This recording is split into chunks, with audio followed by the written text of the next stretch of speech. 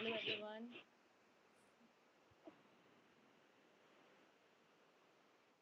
Good evening everyone.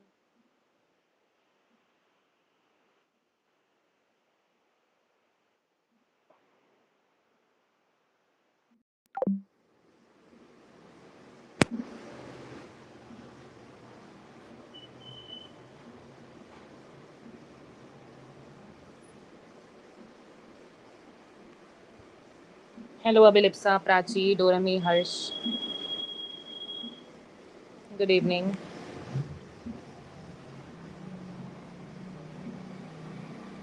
Good evening Aliza. Chapter कैसा लग रहा है? बोरिंग तो नहीं लग रहा? इवोल्यूशन बताओ। चैप्टर कैसा लग रहा है? इवोल्यूशन लर्न हो रहा है? गुड इवनिंग भावना.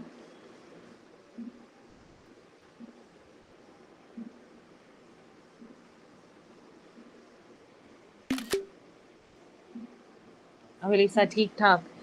अच्छा. लर्न समझ नहीं आ रहा अभिलिप्सा? ठीक ठाक नहीं है? लर्निंग वाला पोर्शन ठीक ठाक लग रहा है? ठीक है प्राची. हेलो सुभान.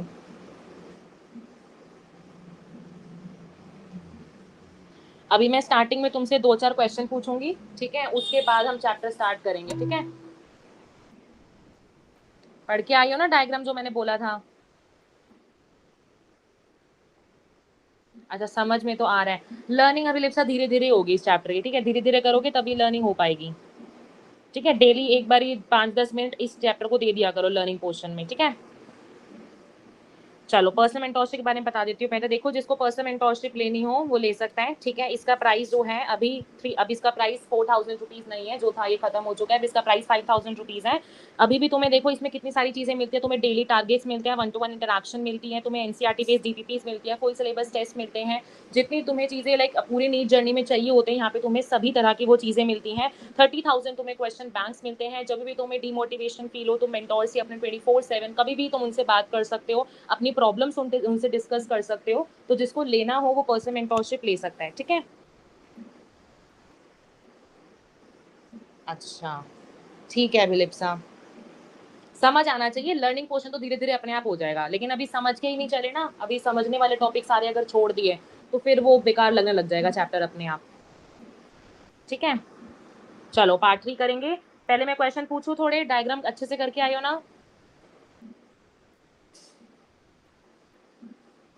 चलो क्वेश्चन पूछती हूँ. अच्छा मुझे इसमें से बताओ, इसमें से टेरोनोडन कौन है? ठीक है, टेरोनोडन बताना है मुझे. ए है, बी है, सी है, डी है. डी आपका ये वाला बता रही हूँ मैं, या फिर ई है. टेरोनोडन कौन सा है इसमें से? बताओ टेरोनोडन का डायग्राम कौन सा है? फटाफट से बताओ.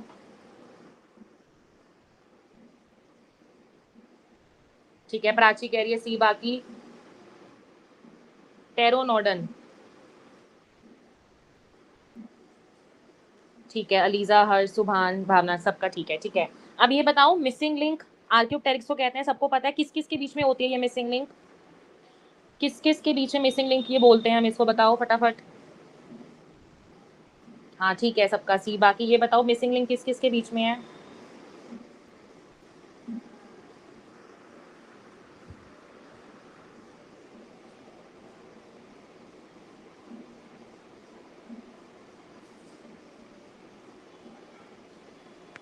बताओ. ठीक है, भावना कह रही रेप्टाइल्स एंड बर्ड्स. ठीक है बिल्कुल, ठीक है. रेप्टाइल्स और एव्स बर्ड्स के बीच में हमारी ये जो होती है मिसिंग लिंक मानी जाती है, ठीक है? ठीक है. चलो अब नेक्स्ट डायग्राम से मैं पूछती हूँ एडेप्टिव रेडिएशन से. अच्छा एक बात याद करना, मैंने एडेप्टिव रेडिएशन में जो बताया था ना, इसको हम बायोजियोग्राफिकल इवोल्यूशन भी बोल सकते हैं. क्या बोल सकते हैं इसको? दूसरा हम बायोजियोग्राफिकल इवोल्यूशन भी बोल सकते हैं. क्यों बोलते हैं? क्योंकि देखो अब ये क्या है ना, एक ही एरिया के अंदर हमें लाइक बायोजियोग्राफिकल मतलब समझ गए ना तुम, जैसे एरिया में डिस्ट्रीब्यूटेड है ये, ठीक है? इसलिए हम इसको बायोजियोग्राफिकल डिस्ट्रीब्यूशन या इवोल्यूशन भी बोलते हैं, ठीक है? आज लास्ट में हम उसके हार्डी वेन्सबर्ग प्रिंसिपल के कम से कम 10-12 न्यूमेरिकल्स है, अच्छे से वो भी सॉल्व करेंगे, ठीक है? चलो इसमें से मुझे बताओ नमबैट कौन सा है, ठीक है? नमबैट नहीं, एंटीरियर बताओ. एंटीरियर ए है, बी है, सी है, या फिर ये डी है? एंटीरियर बताओ इसमें से कौन सा है?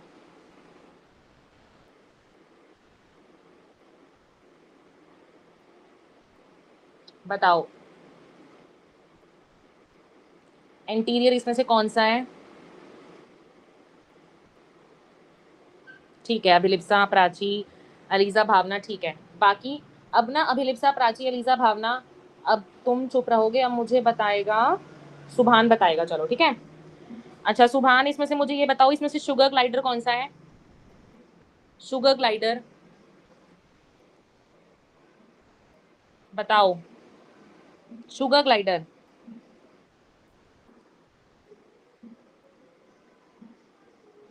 ए है, बी है, सी है या फिर डी है? बताओ।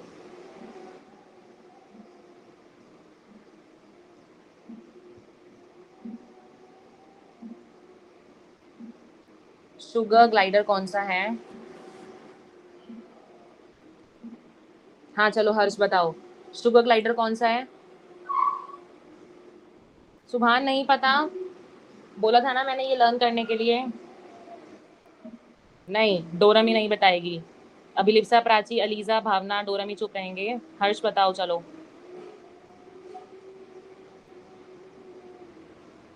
ए, ठीक है सुभान, चलो ठीक है, ए आएगा। ठीक है, चलो एक क्वेश्चन और पूछती हूँ, फिर उसके बाद थ्योरी से पूछूंगी थोड़ा।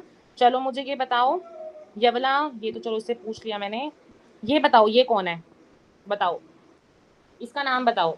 गुड इवनिंग जागृति, बताओ।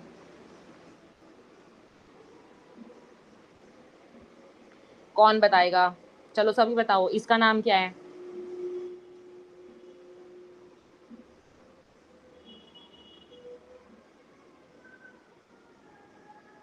बाकी बताओ।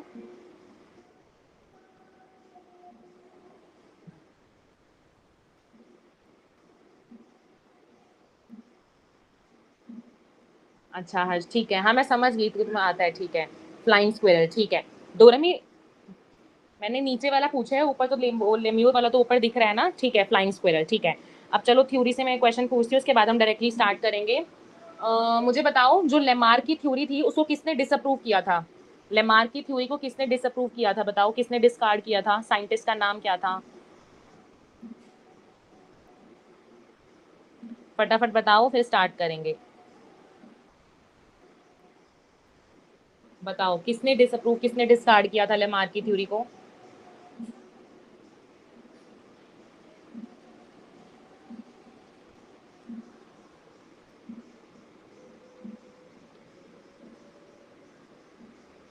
प्राची को आता है बस? अभिलिप्सा, अलीजा, ठीक है, वेस्टमैन साइंटिस्ट ने। ठीक है, और डार्विन जो था किससे इन्फ्लुएंस हुआ था? फटाफट से बताओ कमेंट्स में इसका आंसर लिखो, फिर हम स्टार्ट करते हैं। ठीक है, डार्विन किसके वर्क से इन्फ्लुएंस हुआ था? क्या नाम था उसका? किसके वर्क से इन्फ्लुएंस हुआ था? फटाफट से एक इसका आंसर दो, फिर डायरेक्टली स्टार्ट करेंगे।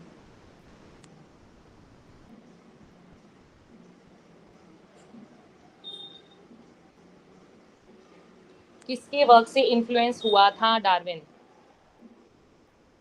कौन था उसकी जिंदगी में? आगे भावना, इनकम्प्लीट नाम है।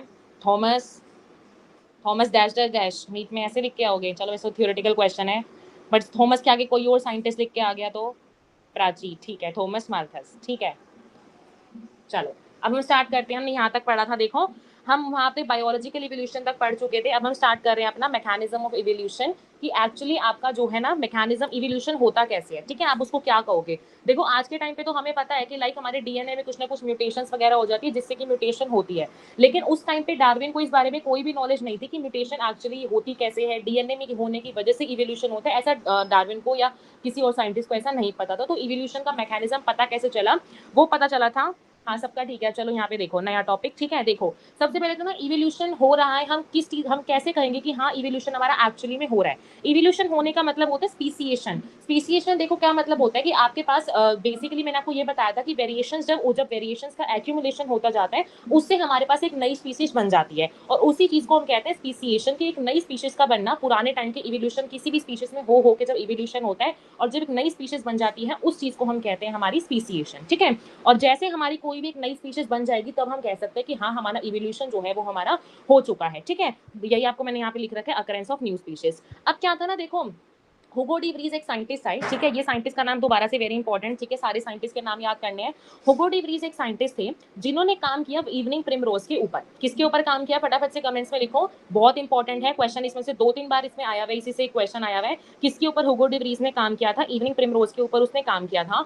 और उसने बोला कि जो हमारे पास इवोल्यूशन हो रहा है ना, उसका सोर्स बेसिकली हमारे पास क्या है, म्यूटेशन है, कि म्यूटेशन की वजह से जो है ना इवोल्यूशन होता है। लेकिन डार्विन ने क्या बोला था, डार्विन ने थ्योरी दी थी नेचुरल सिलेक्शन की, और उस थ्योरी के अकॉर्डिंग क्या था कि वेरिएशन जो होती है वो एक्चुअली में इवोल्यूशन कॉज करती है। तो हुगो डी व्रीज बोला कि जो वेरिएशन होती है वो इवोल्यूशन कॉज नहीं करती, बल्कि म्यूटेशन जो होती है ना वो इवोल्यूशन को पैदा करती है, ठीक है। उसने बोला कि कोई वेरिएशन नहीं होती, बल्कि म्यूटेशन जो होती है वो पैदा करती है। अब म्यूटेशन क्या होता है, डीएनए में एक सडन चेंज आ जाना, डीएनए में एकदम से कोई जब चेंज आ जाता है उसको हम बोलते हैं म्यूटेशन। बाकी मॉलिक्यूलर वो प्रिंसिपल ऑफ इनहेरिटेंस वाले चैप्टर में अच्छे से समझ चुके हैं कि म्यूटेशन कितनी टाइप की होती है, क्रोमोसोमल एबेरेशन, क्रोमोसोमल म्यूटेशन कितनी टाइप की होती है वो हम अच्छे से पढ़ चुके हैं। अब ना यहाँ पे डिफरेंस आता है, बहुत इंपॉर्टेंट क्वेश्चन आता है, ठीक है। जैसे ना डार्विन ने बोला था कि वेरिएशन जो होती है ना वो रिस्पॉन्सिबल होती है आपके इवोल्यूशन के लिए। हुगो डी व्रीज ने बोला नहीं, आपके पास इवोल्यूशन के लिए वेरिएशन नहीं, बल्कि आपके पास जो म्यूटेशंस होती हैं वो रिस्पॉन्सिबल होती है इवोल्यूशन के लिए, ठीक है।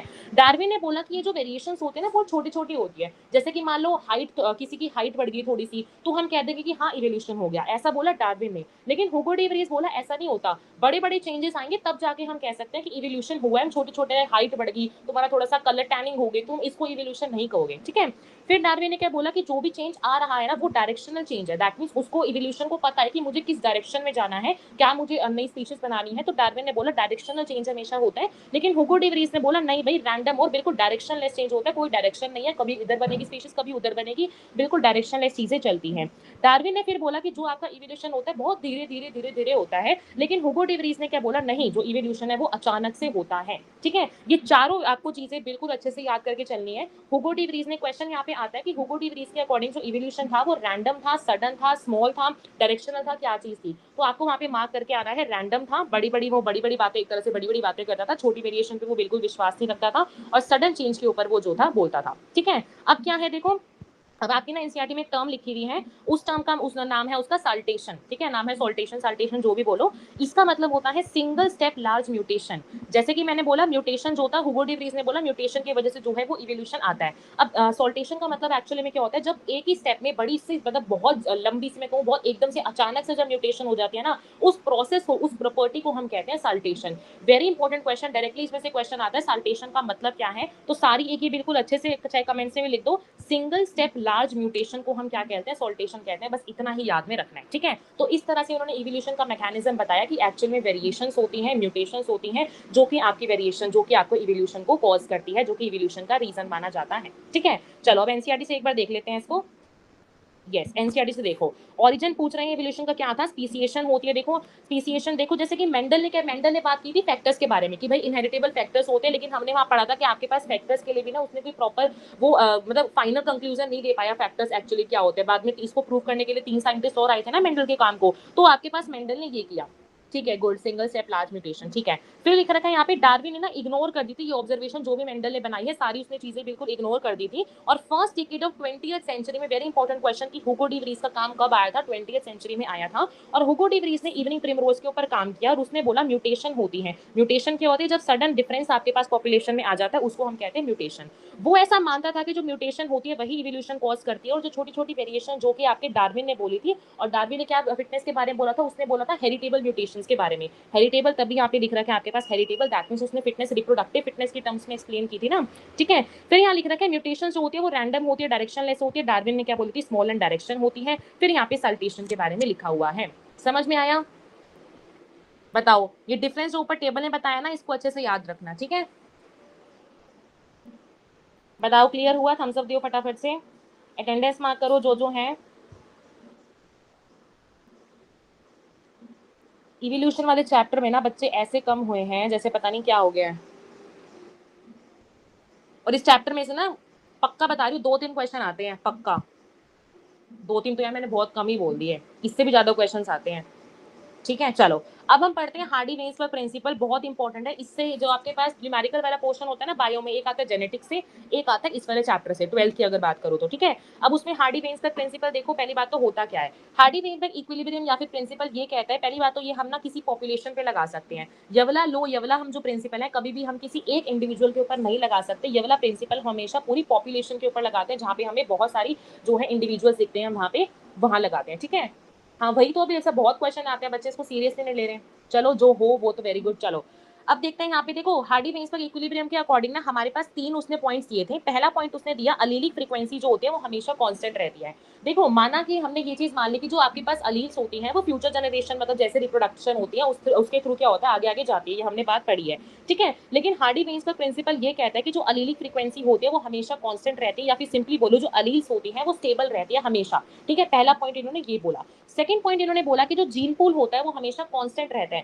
जीन पूल कहने का मतलब, मान लो आपके पास ये एक पॉपुलेशन है, इसके अंदर मान लो जो जो बच्चे जैसे कि अभिलिप्सा है, हर्ष दिख रहा है, डोरा में दिख रही है, प्राची वगैरह, ठीक है, चलो मान लो यही है, ठीक है। तो इस पॉपुलेशन में ऐसा क्या बोला, जीन पूल कांस्टेंट रहने का मतलब उसने बोला कि जीन पूल हमेशा कांस्टेंट रहेगा, चाहे यहाँ से हर्ष चाहे बाहर निकल जाए, या फिर मान लो पराग या फिर कोई और यहाँ पे अंदर आ जाए, जीन पूल हमेशा कांस्टेंट रहेगा। ऐसा इस प्रिंसिपल का एक सेकंड पॉइंट ये था, ठीक है। फिर थर्ड पॉइंट इनका ये था कि sum total of allelic frequency is 1, कि जब आप सम टोटल कर दोगे सभी फ्रीक्वेंसीज का तो वो हमेशा 1 के इक्वल आना चाहिए। अब ये सेकंड और थर्ड पॉइंट आपको समझ आएगा इस वाले से, जो मैं ये बताऊंगी तब समझ में आएगा, ठीक है। चलो यहीं से स्टार्ट करते हैं। देखो अभी फिर बताऊंगी वो वाला पॉइंट, पहले यहाँ समझ लो तभी समझ में आएगा। देखो अब कह रहे हैं मान लो आपके पास पॉपुलेशन है, उस पॉपुलेशन के अंदर मान लो आपके पास 2 अलील्स प्रेजेंट है, कैपिटल ए वाली और आपके पास स्मॉल ए वाली, आपके पास 2 अलील्स जो है वो प्रेजेंट है, ठीक है। इनको ना जैसे हम डोमिनेंट के लिए हम क्या सिंपली बोलते हैं, जैसे कि हम वहां पे ये बोलते थे, यहाँ पे हम डोमिनेंट के लिए टर्म यूज करेंगे कि हम कैपिटल डोमिनेंट अलील के लिए हम यहाँ पे यूज करेंगे पी, और रिसेसिव अलील के लिए हम यहाँ पे यूज करेंगे क्यू, बस इतना ही वहाँ पे डिफरेंस जो है वो रहता है, ठीक है। तो ए के लिए मान लो मैंने यूज करा पी, और स्मॉल ए के लिए मान लो मैंने यहाँ पे यूज करा क्यू। ये बेसिकली मैं लिख रही हूँ फ्रीक्वेंसी की, बेसिकली इस अलील्स की फ्रीक्वेंसी कितनी है पॉपुलेशन के अंदर, ठीक है। अब मैंने आपको ऊपर क्या पॉइंट बताया, सेकंड पॉइंट बताया था कि आपके पास जो अलीलिक फ्रीक्वेंसी, और थर्ड पॉइंट बताया था कि जो सम टोटल होता है अलीलिक फ्रीक्वेंसी का वो हमेशा रहता है 1, और मैंने क्या बोला, पी भी एक अलीलिक फ्रीक्वेंसी है, क्यू भी एक अलीलिक फ्रीक्वेंसी है, इनका सम जो है वो हमेशा क्या रहता है, 1 रहता है। यहाँ से हमारा जो थर्ड पॉइंट था वो प्रूव कर दिया किसने, हार्डी-वेइन्सबर्ग ने। बेसिकली हार्डी एक अलग साइंटिस्ट था, वेनबेक एक अलग साइंटिस्ट था, इन दोनों ने मिलकर एक यहाँ पे थ्योरी दी थी, ठीक है। अच्छा फिर यहाँ पे आता है होमोजाइगस डोमिनेंट। अगर होमोजाइगस डोमिनेंट हमें वैसे लिखना हो तो हम क्या लिखते हैं, होमोजाइगस डोमिनेंट को ये लिखते हैं हम यहाँ पे, है ना। लेकिन इन्होंने होमोजाइगस डोमिनेंट के लिए जैसे ये हो जाएगा, मान लो यही अलील, तुम समझ रहे हो ना मैं क्या कह रही हूँ, कैपिटल ए को इन्होंने बस कैपिटल टी की तरह रिप्रेजेंट कर दिया, जो हम जेनेटिक्स में पढ़ चुके हैं।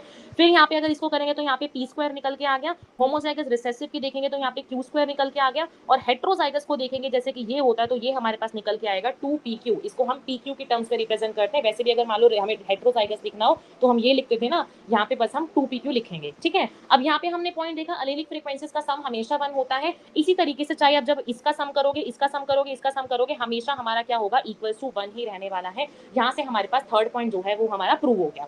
अब आज जो सेकंड पॉइंट मैंने क्या बोला था कि जो जीन पूल होता है वो हमेशा कांस्टेंट रहता है। जीन पूल कहने का मतलब कि जब मैं अपनी सारी जीन्स का बिल्कुल सम कर दूं तो मेरे पास हमेशा वो कांस्टेंट रहने वाला है। इसी का मतलब यहाँ पे देखो पीक्यू को मैंने प्लस करा, जब मैंने क्यू को प्लस करा, जब मैंने 2p को प्लस करा तो मेरे पास एट दी एंड आंसर क्या आ गया, 1 आ गया। फिर तुम मैथ्स में अपनी प्रोबेबिलिटी वो जो इक्वेशन होती है वो पढ़ते ही हो कि a प्लस बी स्क्वायर करते हो ना, फिर a square plus b square plus 2ab वाला होता है। इसको हम दूसरे फॉर्म में ये भी हम इसको लिख सकते हैं। अगर यहाँ पे क्वेश्चन आया इस वाले से तो यही आता है यहाँ पे, पहले तो एक सिंपल से देखो, अगर इजीएस्ट पेपर बना तो यहाँ पे यही आ जाएगी कि सिंपल इक्वेशन बताओ। अगर टफ पेपर बना तो यहाँ से इंपॉर्टेंट न्यूमेरिकल्स आ सकते हैं, ठीक है। पहले ये बताओ समझ में आया, बताओ बस बिल्कुल लिंक करके चलो जेनेटिक्स वाले से, वहाँ पे कैपिटल टी को हम पी, यहाँ पे पी बोल दिया, स्मॉल टी को हमने यहाँ पे क्यू बोल दिया, ठीक है। और फ्रीक्वेंसी को उनकी जो पी और क्यू बोला ये उनकी बेसिकली फ्रीक्वेंसी है। अगर मैं बात करूँ सिंपल, मैं बोलूँ कि फ्रीक्वेंसी ऑफ डोमिनेंट अलील तो उसका आंसर आप निकालोगे पी की टर्म्स में। अगर मैं बोलूँ फ्रीक्वेंसी निकालो आपके पास रिसेसिव की तो आप निकाल के दोगे मुझे क्यू। अगर मैं बोलूँ कि मुझे फ्रीक्वेंसी निकाल के दो होमोजाइगस डोमिनेंट की तो मुझे निकाल के दोगे पी स्क्वायर, ठीक है। इस तरीके से हम यहाँ पे जो है वो निकालेंगे, ठीक है। अभी क्वेश्चन सॉल्व करेंगे ना, चलो एक क्वेश्चन मैं करा देती हूँ, एक क्वेश्चन करा देती हूँ, फिर लास्ट में ना इसके बहुत सारे न्यूमेरिकल्स है, देखो कम से कम 10-12 न्यूमेरिकल्स हैं। चलो एक क्वेश्चन कर लेते हैं। देखो क्वेश्चन देखो यहाँ पे क्या कह रहे हैं, जीन लोकस के पास 2 अलील्स हैं, यवली अलील है और यवली अलील है। कह रहे हैं if the frequency of dominant Aleel A is 0.4, कह रहे हैं यहाँ पे देखो कह रहे हैं यहाँ पे ए की जो है ना वो अगर मान लो 0.4 है तो कितनी फ्रीक्वेंसी होगी होमोजाइगस डोमिनेंट की, हेट्रोजाइगस की, ठीक है, एंड आपके पास होमोजाइगस रिसेसिव इंडिविजुअल्स की। आपको क्या क्या निकालने हैं यहाँ पे, फ्रीक्वेंसी निकालनी है। अब मुझे यहाँ पे देखो, अब ध्यान से ना पहले स्टार्टिंग से क्वेश्चन पढ़ो, क्या दे रखा है यहाँ पे, if the frequency of dominant Aleel A is, that means यहाँ पे मुझे क्या दे दिया, पी की वैल्यू मुझे यहाँ पे दे दी, क्योंकि मैंने आपको ऊपर बता दिया पी हमने कैपिटल टी की टर्म्स में रिप्रेजेंट करा है, ठीक है। तो मैंने बोला मुझे यहाँ पे क्या दे दिया इन्होंने, 0.4 मुझे क्या दे रखा है, मुझे यहाँ पे पी दे रखा है ना। और मैंने आपको बताया पी प्लस क्यू जो होता है, जो मेरे पास पी प्लस क्यू होता है हमेशा किसके इक्वल होता है, 1 के इक्वल होता है। तो मैं यहाँ से क्यू निकाल सकती हूँ 1 माइनस 0.4 करके, मेरे पास आ जाएगा 0.6, ठीक है। अब मुझे क्या निकालना है, फ्रीक्वेंसी मेरे पास कितनी है होमोजाइगस डोमिनेंट की, इसका मतलब मुझे यहाँ पे क्या निकालना है, पी स्क्वायर निकालना है। फिर उन्होंने पूछा है हेट्रोजाइगस, हेट्रोजाइगस को हमने कैसे रिप्रेजेंट किया था, 2pq के टर्म्स में, और होमोजाइगस रिसेसिव, इसका मतलब मुझे यहाँ पे क्या निकालना है, क्यू स्क्वायर निकालना है। अब पी मेरे पास कितना है 0.4 का स्क्वायर कर दूंगी, मेरे पास ये किसकी प्रोबेबिलिटी निकल के आ जाएगी, होमोजाइगस डोमिनेंट की। क्यू स्क्वायर कर दूंगी तो मेरे पास निकल के आ जाएगी होमोजाइगस रिसेसिव की, और 2 इंटू 0.4 इंटू 0.6 कर दूंगी तो मेरे पास ये चीज निकल के आ जाएगी हेट्रोजाइगस की। अब ये था like simplest type of question था ये। अभी कॉम्प्लेक्स टाइप ऑफ क्वेश्चन हम बिल्कुल लास्ट में करेंगे, पहले हम थ्योरी पढ़ लेते हैं, चैप्टर हम खत्म कर लेते हैं, ठीक है। ये समझ आया, ये बिल्कुल सिंपलेस्ट टाइप ऑफ क्वेश्चन जो बन सकता है वो यही है, ठीक है। फटाफट से थम्स अप दो, लैंग्वेज अच्छे से समझना, क्या बोला है, अलील बोला है, अलील सबको पता है ना, जीन की दो कंट्रास्टिंग फॉर्म्स होती है उसको हम कहते हैं अलील, तो वही यहाँ पे बोल रहे हैं। अगर अलील का दे दिया जाए तो सिंपली टी लिखोगे, अगर पूछा जाए होमोजाइगस भी ऐसे कुछ लिख दिया जाए, पॉपुलेशन को क्लियर कर दिया जाए, तो वहां पे हमें पी स्क्वायर लिखना पड़ेगा, ठीक है। प्राची को क्लियर हुआ है, बस बाकी अटेंडेंस मार्क करो जिसने नहीं की, ठीक है। तो ये तो था हमारा हार्डी-वेइन्सबर्ग प्रिंसिपल, उसके बाद अभी इसके पॉइंट्स और आएंगे, बताओ क्लियर हो गया, चलो ठीक है। आगे देखो, अब हार्डी-वेइन्सबर्ग प्रिंसिपल ना हमें बेसिकली इससे हमारा इंपॉर्टेंस क्या है, इससे हमें क्या क्या चीजें पता चलती हैं। तो हार्डी-वेइन्सबर्ग प्रिंसिपल हमें क्या बताता है कि इवोल्यूशन एक्चुअली में हुआ है या फिर मेरे पास नहीं हुआ। कैसे पता लगेगा, जैसे मान लो मैंने बोला पी प्लस क्यू मेरे पास इक्वल टू 1 ही रहने वाला है, अगर मान लो ये मेरे पास 1 नहीं रहता, ठीक है, बेसिकली ना हार्डी-वेइन्सबर्ग प्रिंसिपल हमारा तभी एप्लीकेबल होता है जब तुम्हारे पास इवोल्यूशन नहीं हो रही, क्योंकि अगर मान लो तुम्हारे पास इवोल्यूशन हो गई तो तुम्हारा जो जीन पूल है वो बिल्कुल डिस्टर्ब हो जाएगा और तुम वहां पे अपना हार्डी-वेइन्सबर्ग प्रिंसिपल को अप्लाई ही नहीं कर पाओगे, ठीक है। ये कंडीशन होती है हार्डी-वेइन्सबर्ग प्रिंसिपल की, कि प्रिंसिपल आपका कब अप्लाई होगा, जब इवोल्यूशन नहीं होता। अगर मान लो मेरा इवोल्यूशन हो गया तो मेरा इक्वल टू 1 नहीं आता, यहाँ पे कुछ और वैल्यूज चली जाएंगे, लाइक 0.5 0.6 ऐसी वैल्यूज यहाँ पे चली जाएंगी, ठीक है। दूसरा इसका इंपॉर्टेंस क्या है कि ये हमें बताता है एक्चुअली एक्सटेंट ऑफ इवोल्यूशन क्या है। एक्सटेंट कैसे पता चलेगा, मान लो 1.6 कुछ आ गया, दैट मींस इवोल्यूशन ज्यादा रेट से हुआ है। मान लो यहाँ पे मान लो यहाँ पे 2.6 आ गया, इसका मतलब और ज्यादा रेट से इवोल्यूशन हुआ है। तो हमें यहाँ पे एक्सटेंट ऑफ इवोल्यूशन भी पता चल जाता है सिर्फ और सिर्फ हमारे हार्डी-वेइन्सबर्ग प्रिंसिपल के थ्रू, ठीक है। ये थे हमारे क्या क्या उसके बेसिकली इंपॉर्टेंस। फिर आते हैं कंडीशन की, अगर हमें मान लो अपना हार्डी-वेइन्सबर्ग प्रिंसिपल हमें अप्लाई कराना ही तो उसकी क्या क्या कंडीशंस होनी चाहिए। पहली कंडीशन आती है कि हम इसको कब अप्लाई करेंगे, जब हमारी पॉपुलेशन बहुत ज्यादा बड़ी होगी। मैंने आपको ऊपर ही बता दिया हम किसी एक इंडिविजुअल पे ये चीज अप्लाई नहीं कर सकते, जब हमारी पॉपुलेशन को हम कंसिडर करेंगे तभी हम ये वाला प्रिंसिपल लगा सकते हैं। कैसे, जैसे कि अगर मान लो मैं एक पॉपुलेशन कंसिडर करूं तो मान लो यहाँ पे एक हर्ष आया और यहाँ पे प्राची निकल गई, तो यहाँ पे कोई फर्क नहीं पड़ेगा क्योंकि पॉपुलेशन इतनी ज्यादा बड़ी है, बिल्कुल नेग्लिजिबल चेंज आएगा, हमें पता नहीं चलेगा। इसलिए अपने हार्डी-वेइन्सबर्ग प्रिंसिपल को कांस्टेंट रखने के लिए या फिर इक्वल टू 1 रखने के लिए हमें लार्ज पॉपुलेशन को लेके चलना पड़ता है, ठीक है। सेकंड इसका कंडीशन क्या है कि कोई म्यूटेशन नहीं होनी चाहिए। म्यूटेशन कहने का मतलब मान लो तुम्हारे पास पॉपुलेशन है, इसमें तुम्हारे पास कैपिटल ए अलील है, स्मॉल ए अलील है, और अगर मान के चलो कभी मान लो इस तरह की अलील कुछ आ जाए ए बन के, तो यहाँ पे म्यूटेशन हो जाएगी, और जैसे ही म्यूटेशन होगी ना तुम्हारा यहाँ पे p plus q is equal to 1 applicable रह ही नहीं पाएगा, क्योंकि कुछ ना कुछ यहाँ पे म्यूटेशन हो चुकी है, जीन पूल डिस्टर्ब हो चुका है। और हार्डी-वेइन्सबर्ग प्रिंसिपल क्या कहता है कि हमेशा जो जीन पूल है वो कांस्टेंट ही रहना चाहिए, जो एलिलिक फ्रीक्वेंसी है वो कांस्टेंट ही रहनी चाहिए। थर्ड कंडीशन इसकी क्या है, रैंडम मीटिंग होनी चाहिए, सोच समझ के मीटिंग नहीं, रैंडम मीटिंग होनी चाहिए। फोर्थ इसकी कंडीशन है कि everyone should reach the reproductive age, कि हर कोई जो है अपनी प्यूबर्टी अपनी रिप्रोडक्टिव एज तक आ जाए, ऐसा ना हो कोई पहले ही हो जाए, ठीक है। तो रिप्रोडक्टिव एज पे हर कोई आ जाए, तभी हम कह सकते हैं कि हमारा जो प्रिंसिपल है वो एप्लीकेबल है। क्लियर, सब बताओ, थम्स अप दो फटाफट से, समझ आया।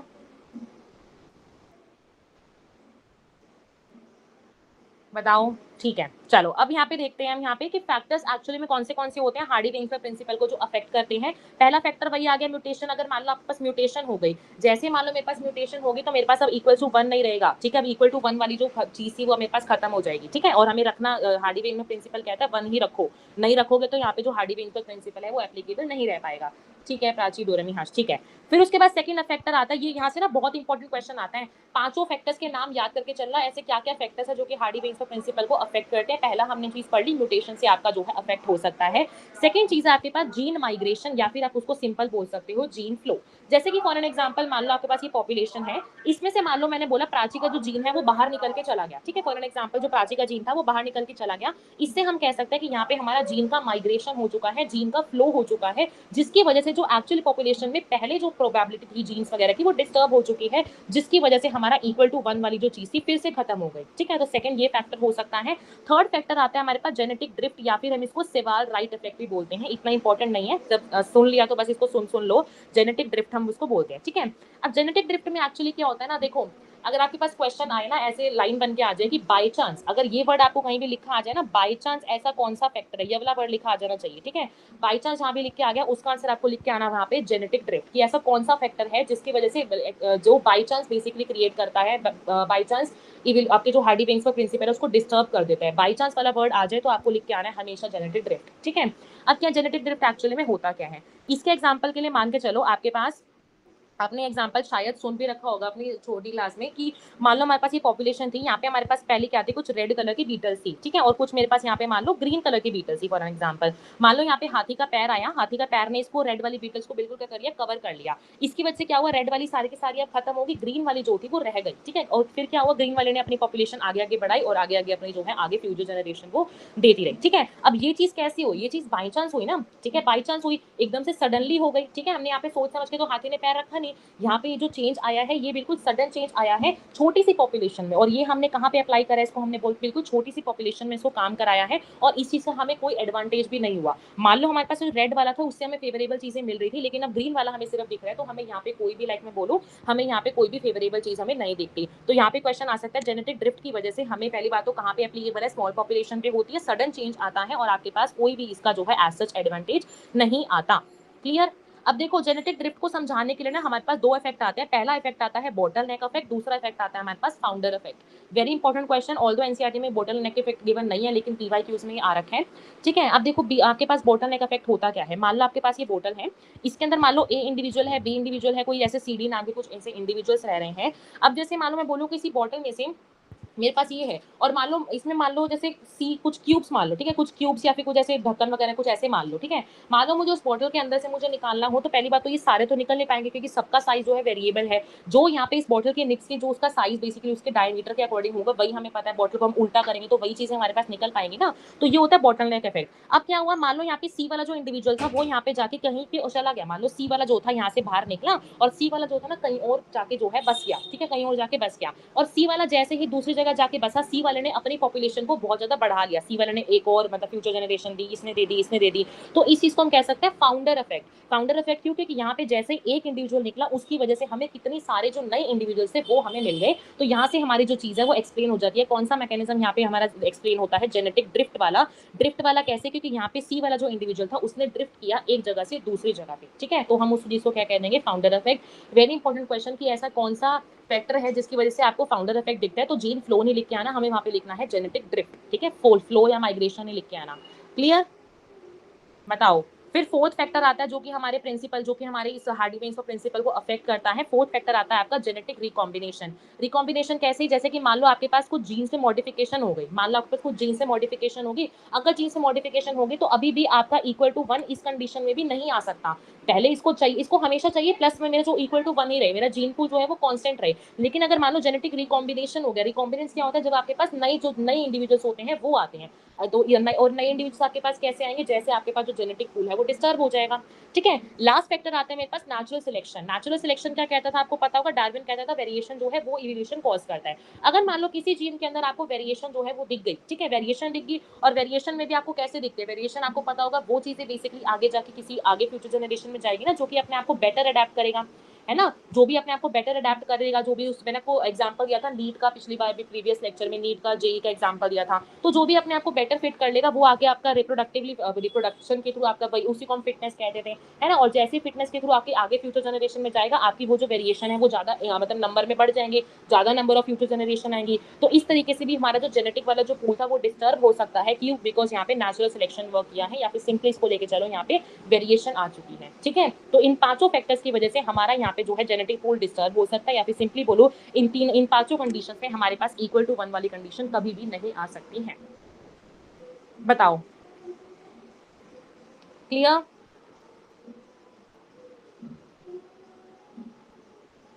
बताओ फटाफट से, समझ में आया? हार्डी वेव्स का प्रिंसिपल इंपॉर्टेंट है, इसके न्यूमेरिकल्स हम लास्ट में करेंगे, ठीक है? और न्यूमेरिकल सब देख के जाना, ठीक है? इंपॉर्टेंट न्यूमेरिकल्स हैं। क्लियर हुआ? फटाफट बताओ, फिर अभी इसका ग्राफ करना है।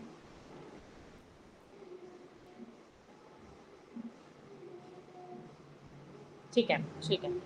गणेश लेट हो गए, चलो अब यहाँ पे देखते हैं हम एनसीईआरटी का ग्राफ। देखो बेसिकली हमने पढ़ा नेचुरल सिलेक्शन, फिफ्थ फैक्टर हमने पढ़ा नेचुरल सिलेक्शन। अब बात आती है कि नेचुरल सिलेक्शन हमारा वर्क कैसे करता है, नेचुरल सिलेक्शन हमारा काम कैसे करता है। देखो जैसे कि मान लो मैं यहाँ पे एग्जांपल लेके चलती हूँ, मान लो कोई इंडिविजुअल्स है जिनके मान लो 200 मार्क्स आते हैं नीट में, ठीक है? 200 मार्क्स है, कोई हमेशा एवरेज पे रह जाता है, 550 पे रह जाता है, और किसी किसी के हमेशा 700 मार्क्स तक आ जाते हैं, ठीक है? ये मेरे पास एक चल रही है बिल्कुल नेचुरल चीज, एक नेचुरल पॉपुलेशन, ठीक है? अब यहाँ पे आता है कि जैसे मान लो मेरे पास पहली कंडीशन आती है, ये मेरे पास दे रखी है स्टेबलाइजिंग वाले ग्राफ की, मेरे को वो स्टेट दे रखी है। इसमें क्या होता है, मान लो आपके पास जो नेचर है ना, नेचुरल सिलेक्शन क्या होता है, जो आपका कोई ना कोई नेचर जो होता है वो सिलेक्ट करता है। अब मान लो नेचर ने ऐसी चीजों को सिलेक्ट करा, उन बच्चों को सिलेक्ट करा जिनके जो नंबर है ना वो हमेशा 550 रहते हैं, नेचर ने उनको सिलेक्ट किया। या फिर मैं बोलूँ नीट, नीट मैंने प्रीवियस में बताया था आपको, नीट और नेचर को सेम सेम लेके चल सकते हो। जैसे कि मान लो मैंने बोला कि नेचर ने या फिर नीट ने 550 वालों को जो है, मतलब बेसिकली पीछे वालों को और आगे वालों को कोई इंपॉर्टेंस नहीं दी, बीच वालों को इंपॉर्टेंस दी, उसको लेके चले। या फिर मैं बोलूँ कुछ आपके टॉल होते हैं, कुछ द्वार होते हैं, लेकिन कुछ बीच की हाइट के भी तो होते हैं ना। तो जब आपका नेचर जो है बीच की हाइट वालों को सिलेक्ट करेगा, तब हमारे पास जो चीज बन के आती है वो बन के आती है हमारे पास स्टेबलाइजिंग वाली, जो है स्टेबलाइजिंग वाली पॉपुलेशन हमारे पास बन के आती है, ठीक है? क्लियर? अब आता है सेकंड वाली चीज। सेकंड वाली चीज मान लो, जैसे मान लो मैंने बोला कि आपका जो पेपर है वो लाइक ऐसे आया कि या तो लाइक बहुत आपका मुश्किल पेपर आ गया, या फिर मैं बोलूँ बहुत ज्यादा इजी पेपर आ गया जिससे कि 700 प्लस आ गए। दैट मीन जब आपका जो नेचर है वो एक डायरेक्शन वाले को चूज करता है, या तो बिल्कुल कम वालों को चूज कर ले, या फिर सिंपली बोलूँ या तो बिल्कुल टॉल वालों को चूज कर ले, या फिर बहुत ज्यादा वालों को, या फिर सिंपली बोलूँ या फिर सिर्फ द्वार वालों को चूज कर ले। दैट मीन से बोल सकती हूँ सिर्फ एक डायरेक्शन में अगर कोई आपके पास ग्राफ चाह रहा है तो वो मेरे पास एग्जाम्पल चला जाता है मेरे पास ये डायरेक्शनल नेचुरल सिलेक्शन का, ठीक है? ये मैं बता रही हूँ कि नेचुरल सिलेक्शन आपके पास वर्क कैसे करता है। पहले कैसे वर्क करा कि जब उसने बीच वालों को चूज करा, सेकंड में उसने क्या चूज करा, या तो 200 वालों को सिलेक्ट कर लिया या फिर 700 वालों को सिलेक्ट कर लिया, ठीक है? फिर थर्ड कंडीशन आती है कि आपके पास क्या, मान लो पेपर ऐसा आया जो कि ना, जो एनसीईआरटी पढ़ के गया वही पेपर अटेम्प्ट कर सकता है। मान लो ऐसा पेपर आया, दैट मीन्स मैं कह सकती हूँ जो मान लो 200 वाला बच्चा है, जो 200 मार्क्स वाला बच्चा है, उसके लिए पेपर लाइक मुश्किल आ गया। या फिर मैं बोलूँ कि यहाँ पे बेसिकली आपके पास क्या होता है, दोनों चीजें सिलेक्ट होती है। जैसे मान लो मैंने बोला टोल वाले भी सिलेक्ट कर लेगा नेचर, द्वार वाले भी सिलेक्ट कर लेगा, या फिर मैं मार्क्स के अकॉर्डिंग बोलूँ तो 700 प्लस वाला भी सिलेक्ट कर लेगा नेचर, 200 वाला भी कर लेगा। 700 वाला क्यों करा, क्योंकि ये एनसीईआरटी पढ़ के गया हुआ था, 200 वाले ने एनसीईआरटी नहीं पढ़ी थी। तो जब दोनों डायरेक्शन के जब चूज हो जाते हैं, आपको ग्राफ में भी देखो यहाँ पे आपको दोनों डायरेक्शन वाले चूज देख के दो पीक्स हमें दिख जाती है, ये हमारे पास बन जाता है डिसरप्टिव वाले का एग्जाम्पल। क्लियर हुआ? ये तीनों ग्राफ आपको लर्न होने चाहिए, इसमें से जरूर क्वेश्चन आता है, डिसरप्टिव, डायरेक्शनल और आपके पास स्टेबलाइजिंग। स्टेबलाइजिंग को हम बैलेंसिंग भी कह सकते हैं, ठीक है? क्लियर? अब इसमें ना एग्जांपल यहाँ पे लिख रखा है मैंने, sickle cell anaemia. Sickle cell anaemia आपको पता है कैसे डिसीज होती है, वहां पे हमें पता है, वहां पे हमने देखा था हमारे पास हेट्रोजाइगस कंडीशन भी आती थी। हेट्रोजाइगस को मैं सिंपल कह सकती हूँ बीच वाली कंडीशन, और बीच वाली कंडीशन कौन चूज करता है, स्टेबलाइजिंग वाला। तो अगर क्वेश्चन आए सिकल सेल एनीमिया को कौन सा ग्राफ आप कहोगे, तो आपको बोलना पड़ेगा वहाँ पे सिकल सेल एनीमिया, ठीक है? फिर अगर क्वेश्चन आए जैसे इंडस्ट्रियल मेलानिज्म में, हमने देखा था कि वहाँ पे या तो व्हाइट वाले नेचर सिलेक्ट करा था, या तो सिर्फ ब्लैक वाले चूज करा था इंडस्ट्रियलाइजेशन के बाद, या फिर पहले हमने ये चीज पढ़ी थी, है ना? तो यहाँ पे कोई एक सिलेक्ट हो रहा है, तो दैट मींस मेरे पास इंडस्ट्रियल मेलानिज्म का एग्जांपल कौन सा हो गया, मेरे पास डायरेक्शनल वाला ग्राफ मेरे पास आएगा जब मैं बोलूंगी इंडस्ट्रियल मेलानिज्म का एग्जांपल, ठीक है? ये दोनों आपके आउट ऑफ इस वाले टॉपिक से बिल्कुल एनसीईआरटी में नहीं दे रखा, लेकिन इससे क्वेश्चन आ सकता है। प्रीमियम डीपीपी में मैंने इसका क्वेश्चन भी डाला है। क्लियर? ठीक है, अब चलो एनसीईआरटी से रीड कर लेते हैं। देखो एनसीईआरटी में वही चीज लिख रखी है तुम्हारे पास, ये तुम्हारी वही फ्रीक्वेंसी लिख रखी है, पढ़ सकते हो।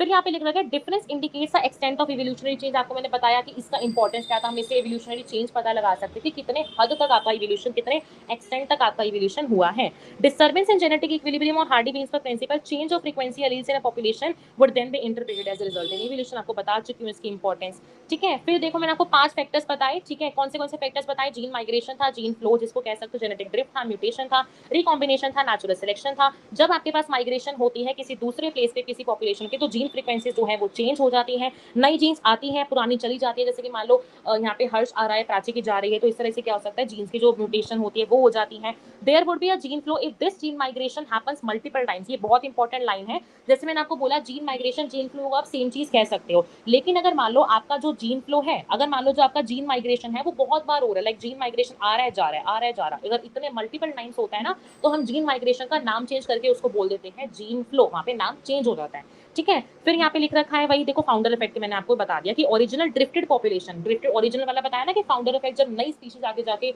अपने फ्यूचर जनरेशन देने लग जाती है तो उसको हम एज एन फाउंडर भी बोल सकते हैं, क्योंकि एक तरह से वो फाउंडर था बाकी नई पॉपुलेशन के लिए। ठीक है। फिर आप ये रीड कर सकते हो, ये देखो यहाँ पे वही लिख रखा है, यहाँ पे see microbial experiment show pre existing advantages when selected in observation of new phenotypes over phenotypes with speciation का बता दें। यहाँ पे माइक्रोब्स का एग्जांपल दे रखा है बस यहाँ पे।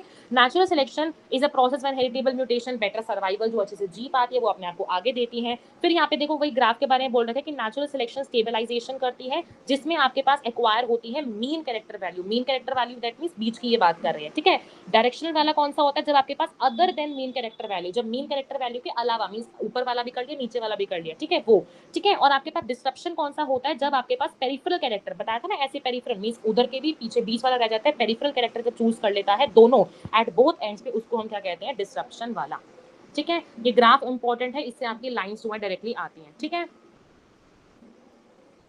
क्लियर हो गया ना? बताओ बताओ बताओ फटाफट बताओ फटाफट। बताओ थम्स अप दे दो, हमारा टॉपिक खत्म हो चुका है। हार्डी नेम्स वाला क्वेश्चन अभी करने हैं। ठीक है। ठीक है डोरमी बाकी। चलो नेक्स्ट पे देखते हैं फटाफट से ब्रीफ अकाउंट ऑफ इवोल्यूशन, कि हम इवोल्यूशन को बोलेंगे कैसे। देखो चलो यूनिवर्स बताओ सबसे पहले कब आया था, कितने साल पहले बताओ। स्टार्टिंग ऑफ चैप्टर में पता था, बताओ यूनिवर्स का बताओ। अर्थ हमें पता है 4.5 में आई थी, लाइफ उसके बाद 4 में आई थी, नॉन सेलुलर हमारे पास 3 बिलियन ईयर्स अगो आई थी। ठीक है। अब हम बनाएंगे नॉन सेलुलर वालों से सेलुलर वाली, अब हम बनाएंगे। फटाफट बताओ यूनिवर्स का बताओ। 20 billion years ago, very good. ठीक है गणेश प्राची, ठीक है। चलो अब हम देखते हैं। देखो non cellular forms of life मैंने आपको दो तरीके की बताई थी, ब्रैकेट में वहां पे लिख रखा था आरएनए और प्रोटीन।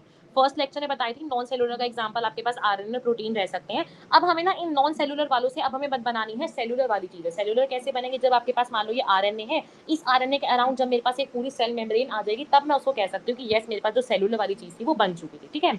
अब नॉन सेलुलर वाला तो मेरे पास 3 बिलियन ईयर्स अगो आ गया था। अब बात आती है सेलुलर वाला कब आया था। सेलुलर वाला मेरा जो आया था वो आया था 2000 मिलियन ईयर्स अगो। इंपॉर्टेंट है, कंफ्यूज नहीं होना बिलियन में और मिलियन में। ठीक है। तो सेलुलर वाला कब आया था मेरे पास, 2000 मिलियन ईयर्स अगो मेरे पास आया था।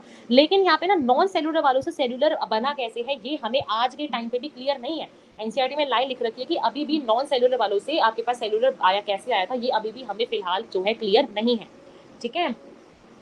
सिर्फ लेट आए हो या फिर देख रहे थे छुप छुप के लेक्चर। ठीक है। ये चीज क्लियर नहीं है, एनसीईआरटी में ऐसी लाइन लिख रखी है। फिर आता है यहाँ पे देखो, अब मान लो आपके पास सेलुलर वाली चीजें जो है बन गई, नॉन सेलुलर से मान लो आपके पास जो सेलुलर वाली जो चीजें थी वो बन गई। अब क्या था ना, हमने सेल्स में क्या ऑब्जर्व करा, हमने देखा कि जो सेल्स है ना वो ऑक्सीजन रिलीज करना स्टार्ट कर रहे हैं। अगर मान लो आपके पास जो सेल्स है वो ऑक्सीजन रिलीज कर रहे हैं, इसका मतलब हम ये चीज कंक्लूड कर सकते हैं कि हो सकता है आपकी सेल के अंदर फोटोसिंथेसिस हो रही हो। अभी आप वहाँ पे अपने फोटोसिंथेसिस वाले क्लास 11th में पढ़ोगे, वहाँ पे हमारे पास क्या होता है, मैग्नीज वगैरह जो होता है वाटर स्प्लिटिंग करता है, वाटर स्प्लिटिंग से हमारा हाइड्रोजन ऑक्सीजन और कुछ इलेक्ट्रॉन्स निकलते हैं, वहाँ वो हम तुम पढ़ोगे अभी। तो ऐसा ऑब्जर्व किया गया है कि जो सेल्स होते हैं ना उन्होंने ऑक्सीजन को रिलीज करना स्टार्ट कर दिया, जो कि हम मान सकते हैं कि जो हमारे सेल्स थे उन्होंने फोटोसिंथेसाइज करना स्टार्ट कर दिया था। फिर जैसे उन्होंने फोटोसिंथेसाइज स्टार्ट किया, पहली बात तो हमारे पास जो सबसे पहले सेलुलर ऑर्गेनिज्म बने थे वो आए थे हमारे पास यूनिसेलुलर, एक सेल वाले। जैसे ही आगे आगे इवोल्यूशन हुआ, अब हमारा बन गया यूनिसेलुलर से मल्टी सेलुलर। अब हमारे पास मल्टी सेलुलर वाली चीजों तक हमारे पास जो इवोल्यूशन है वो हो चुका था। ठीक है भाई, यहाँ पे देखो लिख रखा है about 2000 million years ago first cellular forms of life I. mechanism of non cellular aggregates of giant macromolecules कौन से थे, आरएनए प्रोटीन थे ना, could evolve into cells into membranous is not known। वही मैंने बताया कि अभी भी ये जो चीज है वो आपके पास क्लियर नहीं है। ठीक है। अब दोबारा से डेटा आ जाता है जो कि बहुत इंपॉर्टेंट है। पहला डेटा आता है आपके पास 500 मिलियन ईयर्स अगो, साल पहले 5 मिलियन ईयर्स अगो आपके पास क्या था, सबसे पहले इवोल्यूशन हुआ था इनवर्टेब्रेट्स का। वेरी इंपॉर्टेंट डेटा, जैसे यूनिवर्स का डेटा लर्न करा, अर्थ का डेटा लर्न करा, लाइफ का करा, नॉन सेलुलर का करा, सेलुलर का करा, इसी तरीके से आपको ये लर्न करना है कि इनवर्टेब्रेट्स का इवोल्यूशन कितने साल पहले हुआ था। तो आंसर यहाँ पे 500 मिलियन ईयर्स अगो। ठीक है, मिलियन है, बिलियन नहीं है। फिर उसके बाद आपके पास इवोल्यूशन हुआ 350 मिलियन ईयर साल पहले आपके पास किसका हुआ, जॉलेस फिशेस का। जॉलेस फिशेस पता है ना, अग्नाथा, एनिमल किंगडम पढ़ा है। अग्नाथा की क्लास का नाम बताओगे कोई, अग्नाथा की क्लास कौन सी होती थी, अग्नाथा कौन से होते थे जो कि आपके पास जो को नहीं बियर करते थे, उनका एग्जाम्पल, उनकी क्लास का एग्जाम्पल देखते हो। एनिमल किंगडम कितनों ने किया है अच्छे से बताओ। देखो 500 मिलियन ईयर्स अगो आपके पास इनवर्टेब्रेट्स आए, 350 मिलियन ईयर्स अगो आपके पास क्या आई, जॉलेस फिशेस आई। और जॉलेस फिशेस कौन सी होती है, अग्नाथा, एनिमल किंगडम में पढ़ा होगा, उसी क्लास का नाम बताओ। तो कौन सी क्लास में पढ़ता था अग्नाथा? एनिमल किंगडम तो हो गया ना गणेश अभी। अच्छा चलो, जिसने किया है वो बताओ।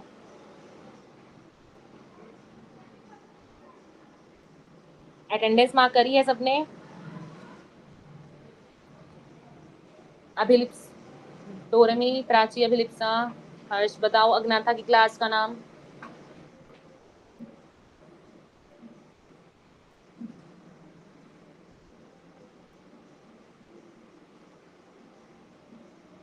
चलो रहने दो, साइक्लोस्टोमेटा भूल के, साइक्लोस्टोमेटा क्लास थी ना हमारे पास अग्नाथा की। ठीक है, ठीक है, चलो ठीक है। चलो अब देखो यहाँ पे, जैसे मैंने बोला 350 जो थे मेरे पास जॉलेस फिशेज आई, उसके बाद यहाँ पे लिख रखा है 320, लाइक अप्रोक्सीमेटली मैं सेम कह सकती हूँ यहाँ पे 320 मिलियन ईयर्स होगा आपके पास ना कुछ प्लांट्स आ गए थे। तो मैं यहाँ पे अप्रोक्सीमेटली कह सकती हूँ कि मेरे पास जो कुछ प्लांट्स है ना वो 320 मिलियन ईयर्स अगो ही मेरे पास जो थे वो कुछ लाइक अप्रोक्सीमेटली मैं सेम टाइम पीरियड में मैं इसको कह सकती हूँ। ठीक है, अब क्या था ना, हम यहाँ पे एक चीज कंक्लूड कर सकते हैं कि आपके पास ना पहले प्लांट्स आए थे। ठीक है, पहले आपके पास प्लांट्स आए थे, ये तो मैंने आपको पहले बताया था, कीमोसिंथेटिक प्लांट्स वगैरह आए थे। उसके बाद आपके पास क्या आए थे, बाद में एनिमल्स आए थे। क्यों ऐसा हुआ, क्योंकि अगर मान लो हमें एनिमल्स का इवोल्यूशन अगर हमें कराना है तो प्लांट्स पहले अगर फोटोसिंथेसिस के अपने खाना वाना बनाएंगे तभी तो आगे एनिमल्स को मिल पाएगा ना। तो इसलिए हम कहते हैं पहले आपका जो इवोल्यूशन था वो प्लांट्स का हुआ था। ठीक है, अभी यहाँ पे एनिमल्स आपको यहाँ पे दिख रहे हैं, इनवर्टेब्रेट्स वगैरह एनिमल्स दिख रहे हैं इनसे पहले, लेकिन ऐसा नहीं, अभी इनका जस्ट ऑरिजिन स्टार्ट हुआ था। लेकिन इसी के अप्रोक्सीमेटली टाइम पे हम यहाँ पे जो हमें कुछ प्लांट्स अभी इस टाइम पे भी हमें मिल गए थे।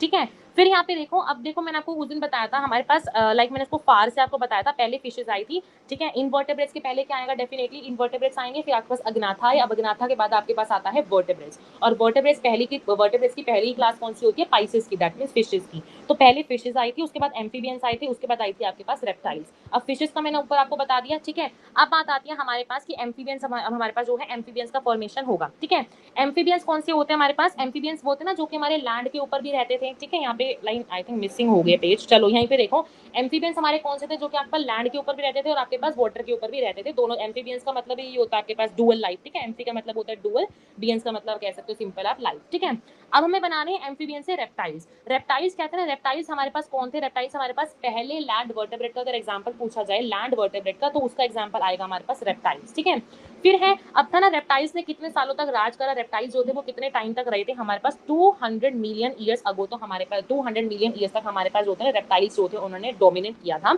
ठीक है, अब क्या था ना, देखो एम्फीबियंस जो थे ना, जो हमारे पास एम्फीबियंस थे, एम्फीबियंस क्या थे, जो पानी में भी रहते थे। अब जो एम्फीबियंस जो अपने ले करते थे, अपने मान लो सपोज एग ही ले करते थे, उनके जो एग थे ना वो आसानी से सूखते नहीं थे। लेकिन जब रेप्टाइल्स जो थे वो लैंड के ऊपर आ गए ना, तो उनके एग्स जो थे ना वो सूखने लग गए, उनके जो एग्स हैं वो सूखने लग गए। और इन्हीं को ना सूखने के लिए उन्होंने ना क्या, इसको प्रिवेंट करने के लिए ना, जो रेप्टाइल्स के जो एग थे उन्होंने ना मोटा मोटा अपने एग्स के अराउंड एक थिक शेल उन्होंने फॉर्मेशन स्टार्ट कर ली थी। ठीक है, क्वेश्चन आता है कि जो रेप्टाइल्स होते हैं उनके एग बेसिकली ड्राई कर जाती थी, उसके लिए उन्होंने क्या प्रिवेंट करा, उस प्रिवेंट को करने के लिए क्या किया, उन्होंने थिक शेल की उन्होंने डेवलपमेंट उन्होंने कराई। ठीक है, वही यहाँ पे देखो लिख रखा है यहाँ पे सी।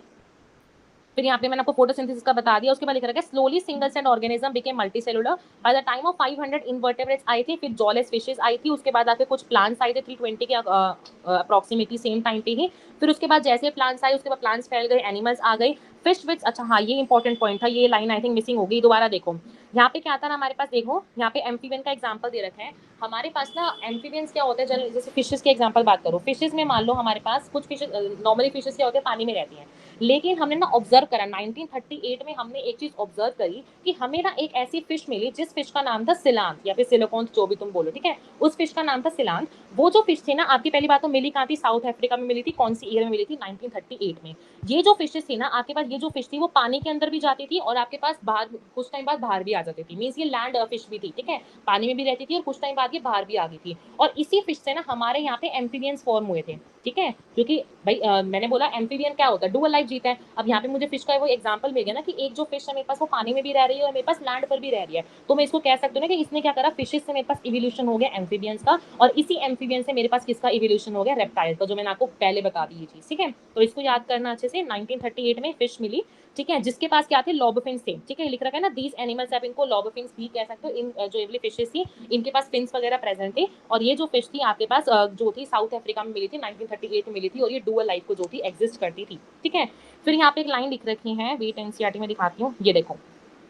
नहीं वो लाइन है नहीं, चलो अब ऐसे सुन लो, मैं भूल गई वो लाइन लानी। देखो क्या था हमारे पास एम्फीबियंस, मैंने आपको बता दिया। अब क्या था ना, एम्फीबियंस होते वो 2 लाइफ, ये भी बता दिया। उसके बाद ना हमें यहाँ पे फिशेस जो यहाँ पे मिली थी लोबोफिन्स वाली, क्वेश्चन आता है कि हमारे पास एंसेस्टर जो है सैलामांडर्स और फ्रॉग्स के एंसेस्टर क्या होते हैं, ठीक है, क्वेश्चन आ सकता है एंसेस्टर और सैलामेंडर एनिमल किंगडम में पढ़ा होगा, एनिमल किंगडम में सैलामेंडर्स के बारे में पढ़ा होगा, ठीक है। क्वेश्चन आता है एंसेस्टर आपके पास सैलामेंडर या फिर मैं फ्रॉक्स बोलो, उनका आपके पास जो एंसेस्टर है वो कौन होगा, तो उसका आंसर वहां पे होना चाहिए आपका सिलांत। ये जो सिलांत फिश है वो आंसर ये होना चाहिए, क्योंकि देखो सिलांत से ही एम्फीबियंस का इवोल्यूशन हुआ है, और जो आपके पास फ्रॉक्स हैं और जो मैं सिंपली बोलूँ जो सैलामेंडर्स हैं वो क्या है, एक तरह से एग्जाम्पल अर्थरोपोड्स के माने जाते हैं एम्फीबियंस के। इसलिए अगर क्वेश्चन आए कि एंसेस्टर उनका कौन है, तो हमारा वहां पे आंसर होना चाहिए सिलांत, ठीक है। क्लियर, एनसीईआरटी में ये दे रखी है सैलामेंडर और फ्रॉक्स की बात, ठीक है। अब देखो हमारे पास ना कुछ रेप्टाइल्स ऐसे थे, देखो अब क्या होता है ना, जैसे किसी भी चीज का मान लो इवोल्यूशन हो गया, लेकिन ऐसा होता है कभी कभी थोड़ी सी चीज रह ही जाती है, ठीक है, थोड़ी बहुत चीज जो है रह ही जाती है। तो रेप्टाइल्स हमने ऐसे देखे, कुछ चलो रेप्टाइल्स हमारे लैंड पे तो आ गए, लेकिन कुछ रेप्टाइल्स हमने जो है ऐसे भी रेप्टाइल्स हमने देखे जो कि पानी में भी अभी कुछ ऐसे रेप्टाइल्स रह रहे थे, पहले पुराने टाइम की बात है, और उनका बेस्ट एग्जाम्पल है आपके पास इक्थायोसोर्स, ठीक है, वेरी इंपॉर्टेंट एग्जाम्पल, कि जो इक्थायोसोर है पहली बात तो एक रेप्टाइल है, यहाँ पे कंफ्यूजन हो सकते हैं कि रेप्टाइल तो लैंड पे रह गया तो पानी में कैसे चला गया, तो उसका एक्सेप्शन है ये। तो इक्थायोसोर होता है वाटर रेप्टाइल का एग्जांपल क्या आपके पास इक्थायोसोर्स, ठीक है। अब यहाँ पे आता है ये वाला डायग्राम, ये जो डायग्राम है, ये डायग्राम कैसे रन करना है इसको ट्रिक के साथ देखेंगे, ठीक है। पहले इसको थोड़ा सा समझ लो, देखो बात यहाँ पे देखो, स्टार्टिंग हम करते हैं अर्ली रेप्टाइल से, ठीक है, स्टार्टिंग हम इसको करेंगे अर्ली रेप्टाइल से, कि जो आपके पास पहले पुराने टाइम वाले रेप्टाइल थे उनका इवोल्यूशन किस किस चीजों में हुआ। तो अर्ली रेप्टाइल का जो इवोल्यूशन है ना आपके पास किस में हुआ था, साइनाप्सिड्स बने थे, और उससे क्या बने थे, सौरोप्सिड्स बने थे। दो चीजें बनी थी आपके पास अर्ली रेप्टाइल से, साइनाप्सिड्स बने थे, और आपके पास दूसरे क्या बने थे, सौरोप्सिड्स बने थे, ठीक है। इसको आप कैसे लर्न कर सकते हो, जैसे कि कर सकते हो साइनोकोसोरी बोला, इस तरीके से लर्न कर सकते हो, ठीक है। तो साइनाप्सिड्स बने और सौरोप्सिड्स बने। फिर क्या था ना, साइनाप्सिड्स से हमारे पास इवोल्यूशन हुआ थीकोडॉन्स का। जैसे आज तो सिंपल सिंपल नाम है, प्राची, काजल, गणेश, भावना, ये सब सिंपल सिंपल नाम है। पहले के टाइम पे इनके नाम ही लाइक इतने कॉम्प्लेक्स होते थे, उसमें से एक नाम है थीकोडॉन, ठीक है। तो साइनाप्सिड से क्या हुआ, इवोल्यूशन हुआ आपके पास थीकोडॉन्स का। थीकोडॉन से आपके पास इवोल्यूशन हुआ है जो आज के टाइम पे जो आप रेप्टाइल्स वगैरह देखते हो, जैसे कि डायनासोर्स हो गया, क्रोकोडाइल हो गया, बर्ड्स होगी, जो आप आज के टाइम पे जो जो एनिमल्स वगैरह देखते हो, थीकोडॉन से इनका जो है इवोल्यूशन हुआ है। Very important question. पहली बात तो आप अर्ली रेप्टाइल्स को किस में डिवाइड करोगे, साइनाप्सिस और सौरोप्सिस में। साइनाप्सिस से इवोल्यूशन हुआ है थीकोडॉन्स का, थीकोडॉन से इवोल्यूशन हुआ है मॉडर्न रेप्टाइल्स का, ठीक है। फिर आता है यहाँ पे सौरोप्सिस, सौरोप्सिस में भी फर्दर सौरोप्सिस से किसका इवोल्यूशन हुआ है, पॉलिसोसोर्स का और थेराप्सिस का। अभी लर्न कराऊंगी ट्रिक से, सिंपल सुन लो, सौरोप्सिस से किसका इवोल्यूशन हुआ है, पॉलिसोसोर्स का और थेराप्सिस का। और इन्हीं थेराप्सिस से आज के टाइम पे जो आप मेमल्स देख रहे हो ना, आज के टाइम पे जो मेमल्स हैं उनका इवोल्यूशन हुआ है किससे, आपके थेराप्सिस से। वेरी इंपॉर्टेंट क्वेश्चन, ठीक है। अब मैं इसको कराऊंगी यहाँ पे डायग्राम से कराऊंगी, ठीक है। बेसिकली ये जो एरोज वगैरह दे रखे हैं ना, ये कंफ्यूज करती है, इसलिए मैंने ऊपर चार्ट बता दिया कि किससे किस चीज की इवोल्यूशन हुआ है, ये अच्छे से चार्ट देख लेना, मैं ट्रिक के साथ तो बताती हूँ, ठीक है। चलो यहाँ पे देखो, सबसे पहले तो मैंने आपको ये बताए थे, ये बेसिकली आपके पास क्या चीजें थी, ये आपके पास थे पीरियड्स, ठीक है। और पीरियड्स को एक्सप्लेन करने के लिए मैंने आपको बताए थे सीनोजोइक, मीजोजोइक, फिर उसके बाद मैंने पैलेंजोइक, ये सब चीजें बताई थी, ठीक है। तो इसको भी जो है अच्छे से याद करना। अच्छा ये भी मैं आपको डायग्राम से, चलो नीचे अगले डायग्राम बताऊंगी, पहले यहाँ पे देख लो, ठीक है। देखो पहले तो इसको लर्न कैसे करना है, इसको लर्न करने की ट्रिक क्या है, यहाँ पे लर्न करना है आपको, यहाँ पे देखो, सीलू देव से कार्ब की परमिशन लेके आओ, ट्राई जरा क्रिटेशियस, थैंक यू, ठीक है।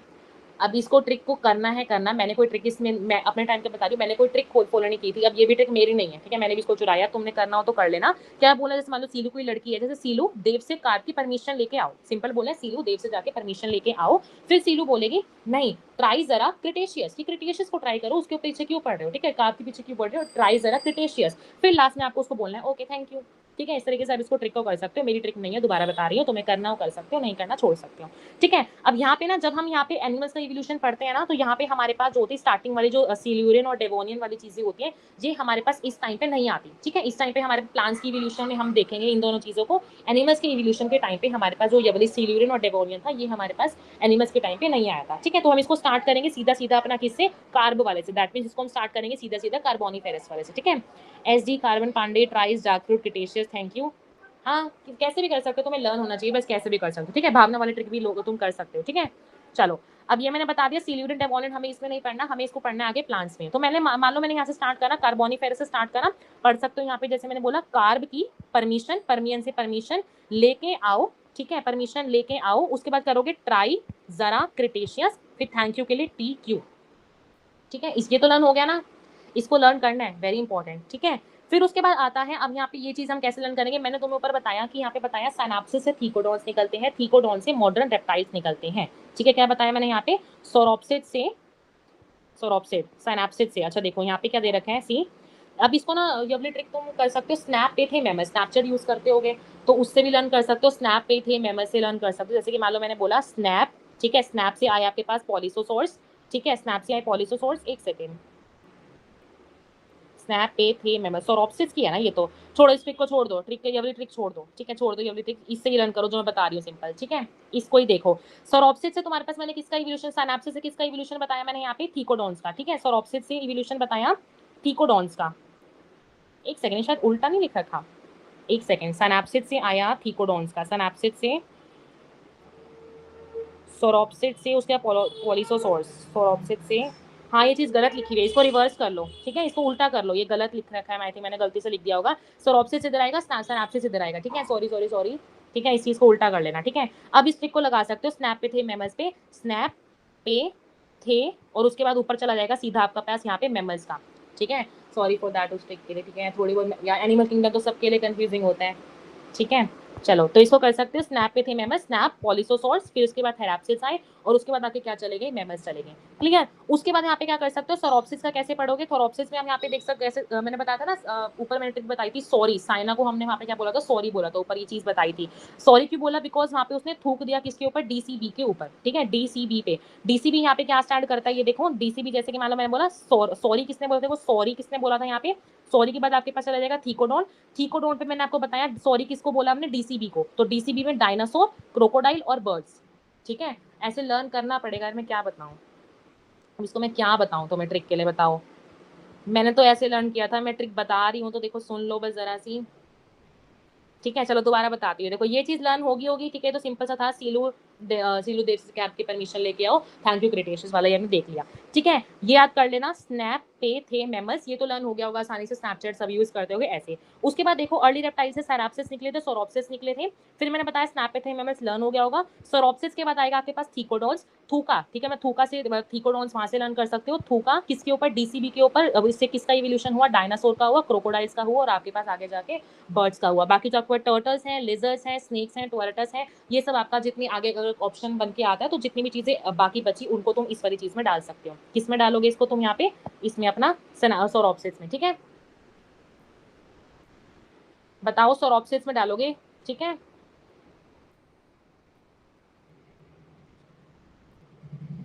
बताओ।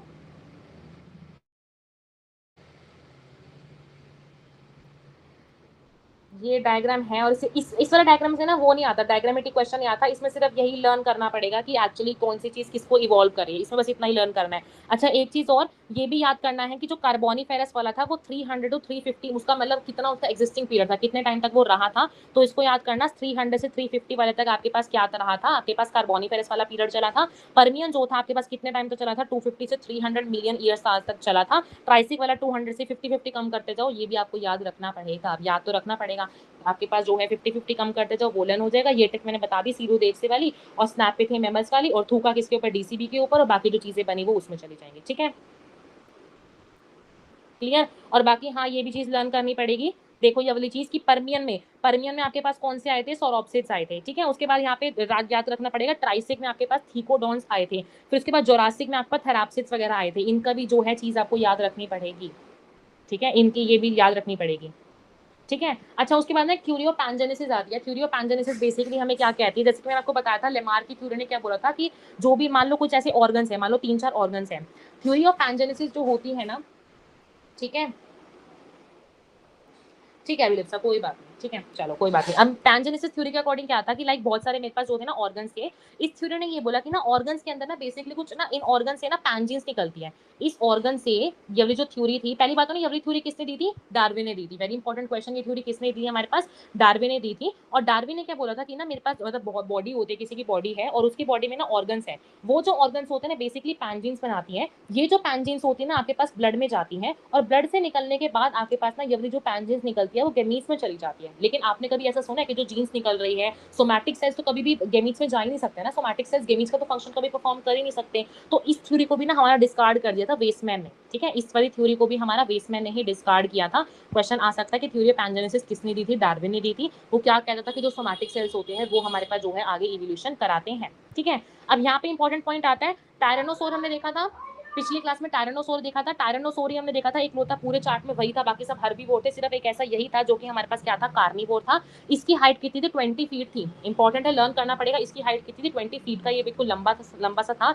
इसके जो टीथ थे डैगर लाइक थे। डैगर लाइक कहने का मतलब जैसे कि तलवार होती है ना, उसकी तरह इसके टीथ थे। ठीक है, तो यहाँ पे कह सकते हो टायरानोसोर के जो टीथ थे वो कैसे थे, डैगर लाइक टीथ थे, 20 फीट का ये हाइट में था। ठीक है, फिर क्या था ना, 65 मिलियन ईयर्स अगो ऐसा ऑब्जर्व किया गया है कि जो डायनासोर्स अब उस टाइम प्रेजेंट थे वो डायनासोर सडनली डिसअपियर हो गए। जो डायनासोर थे वो सडनली चले गए। अब कुछ ने बोला कि डायनासोर जो हुए हैं वो एक्सटिंक्ट इस रीजन की वजह से हुए हैं। कुछ लोगों ने बोला कि जो डायनासोर है वो एक्सटिंक्ट हुए हैं शायद क्लाइमेटिक चेंज की वजह से, कि शायद ऐसा हो सकता है कि क्लाइमेटिक चेंज आ गया हो, इस वजह से डायनासोर खत्म हो गए हो। या फिर आपके पास ऐसा भी हो सकता है कि जो डायनासोर्स हैं वो आज के टाइम पे जो बर्ड्स देख रहे हो, जो डायनासोर है वो मॉडर्न बर्ड्स के अंदर इवॉल्व हो चुके हैं। तो ऐसा पिछले पहले टाइम पे माना जाता था कि जो डायनासोर है वो इन दोनों रीजन की वजह से जो है वो खत्म हुए हैं। ठीक है, फिर यहाँ पे देखो, ये आप खुद रीड कर सकते, देखो यहाँ पे दे रखा है टायरानोसोर के दे रखा है 20 फीट का था, 65 मिलियन ईयर साल पहले ऐसा माना गया। ठीक है, फिर यहाँ पे लाइन लिख रखी है, small size reptiles of that era still exist today. That means पिछले टाइम के जो भी लाइक मैमल्स वगैरह थे वो आज के टाइम पर भी एग्जिस्ट करते हैं, ऐसा आज के टाइम पे माना जाता है।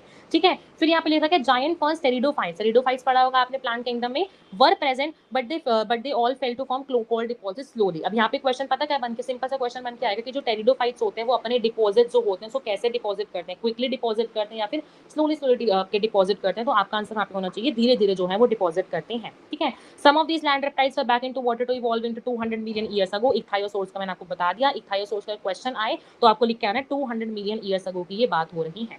क्लियर, बताओ क्लियर हुआ? उसके बाद इवोल्यूशन ऑफ मैमल्स आएगा सीधा। बताओ इतना क्लियर हुआ, फिर इवोल्यूशन ऑफ मैमल्स आएगा। बताओ फटाफट से।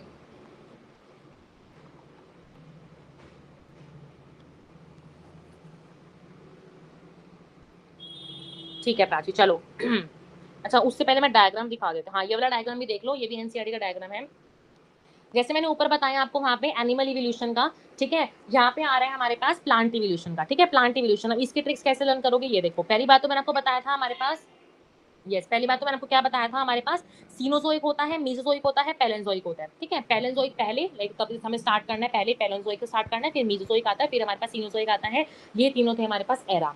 इनको हमने डिवाइड करा था पीरियड्स के अंदर। पीरियड्स के अंदर कैसे ट्रिक बता दिया आपको, सीनोदेव से जाके परमिशन लेके आओ, फिर ट्राइजेरा, जुरासिक वगैरह, क्रिटेशियस खत्म। Thank you. ठीक है, ये हो गया। अब बात आती है कि हमें प्लांट्स, हमें इनके इन पीरियड्स के अंदर ना हमें प्लांट्स को रखना है, हम उनको कैसे कैसे रखेंगे उसको सुनो। ठीक है, सबसे पहले तो देखो यहाँ पे हमें कैसे लर्न करना है इस चीज को। अब यहाँ पे पहले हमें ये ना एंसेस्टर दे रखे हैं कि ज़ूसेरोफाइलम का एंसेस्टर कौन है। फिर यहाँ पे क्वेश्चन आ सकता है प्रोजिम्नोस्पर्म का एंसेस्टर कौन है, सीड फन का एंसेस्टर कौन है। तो ये कैसे लर्न करना है, इसको लर्न कर सकते हो, क्लोरो ने ट्रैक किया राइनासाइडो को। ऐसे भी लर्न कर सकते हो, क्लोरो ने ट्रैक किया राइनासाइडो को। या फिर और क्या कैसे लर्न कर सकते हो, चलो ट्रेन पे नहीं तो पैसे लगेंगे। चलो ट्रेन पे नहीं तो राइना से लर्न कर लो, पैसे लगेंगे। ठीक है, ऐसे भी लर्न कर सकते हो। ठीक है, उसके बाद देखो ये चीज लर्न होगी, पहले ये बताओ, साथ साथ लर्न करते हुए चलो क्लास में। ठीक है, अच्छा एक बात और याद रखना। ठीक है, जैसे मैंने आपको बताया ना यहाँ पे सी, आपके पास सीनोजोइक में 2 पीरियड्स आते हैं। ठीक है, मीसोजोइक में आपके पास 3 पीरियड्स आते हैं, पैलेंजोइक में 4 पीरियड्स आते हैं। ये भी याद करना पड़ेगा। सिल्यूरियन, डेवोनियन, कार्बोनिफेरस, पर्मियम जो होते हैं आपके पास कौन से पीरियड्स में, कौन से एरा में आते हैं, पैलेंजोइक में आते हैं। ये कौन सी एरा में आते हैं, ये इंपॉर्टेंट क्वेश्चन है, इसको याद रखना। ठीक है, इतना लर्न हो गया। अच्छा अब यहाँ पे देखो इसको कैसे लर्न कर सकते हो, पहली ट्रिक देखो यहाँ पे आपको कैसे लर्न करना है। पहले देखो क्वार्टरनरी में ना, हाँ यहाँ देखो क्वार्टरनरी सबसे ऊपर वाला पीरियड है, क्वार्टरनरी में रख दो सबसे पहले एंजियोस्पर्म्स को। ठीक है, क्वार्टरनरी में एंजियोस्पर्म्स को रख दिया, काम इतना तो हमारा खत्म हो गया, एंजियोस्पर्म हमने रख दिए।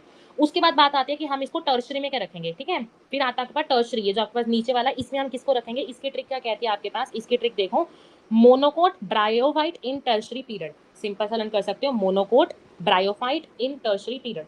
ठीक है, तो आप यहाँ पे क्या लिख दोगे, यहाँ पे मोनोकोट जो होते हैं और आपके पास जो ब्रायोफाइट होते हैं उनको आप किस में रखोगे, टर्शरी में रखोगे। इतना यहाँ से लर्न कर लो। ठीक है, फिर आता है क्रिटेशियस में हम किसको रखेंगे। ठीक है, क्रिटेशियस में किसको रखेंगे, ट्रिक क्या कहती है, डीजीएसटी इन क्रिटेशियस पीरियड। डीजीएसटी इन क्रिटेशियस पीरियड। अब डीजीएसटी क्या है आपके पास, डीजीएसटी कैसे लर्न करोगे, डीजी देखो डाइकोटिलेडन्स, जीनेटर्स, फिर उसके बाद एसडी में स्फिनोसिस होगी और फिर आपके पास गिंकोज होगी, ठीक है, ये भी लर्न करना पड़ेगा। स्फिनोप्सिस का दूसरा नाम हॉर्स टेल्स भी होता है, याद करना पड़ेगा। I can not do anything यार, ठीक है। तो डीजीएसडी आपको याद करना है क्रिटेशियस से। फिर आता है टर्श, फिर आता है आपके पास ये वाला जुरासिक। जुरासिक में सबको पता है जुरासिक वहाँ पे डायनासोर ही आएंगे। इसमें कैसे लर्न करोगे, डायनासोर एच लाइको को एफसीसी के पेड़ पर चढ़ा, ठीक है, डायनासोर एच लाइको एफसीसी के पेड़ पर चढ़ा। एच लाइको एफसीसी का कहता है, देखो जुरासिक में क्या क्या चीजें आएंगी आपके पास, एच लाइको से हर्बेशियस लाइकोप्सिस आ गए, एफसीसी से फर्न्स, कॉनिफर्स और साइकल्स, ठीक है, ये इंपॉर्टेंट है, याद रखना पड़ेगा। ट्राइसिक में देखो कुछ भी नहीं है, ट्राइसिक बिल्कुल ब्लैंक है। उसके बाद आता है यहाँ पे परमियन, ठीक है, परमियन में आता है ये देखो।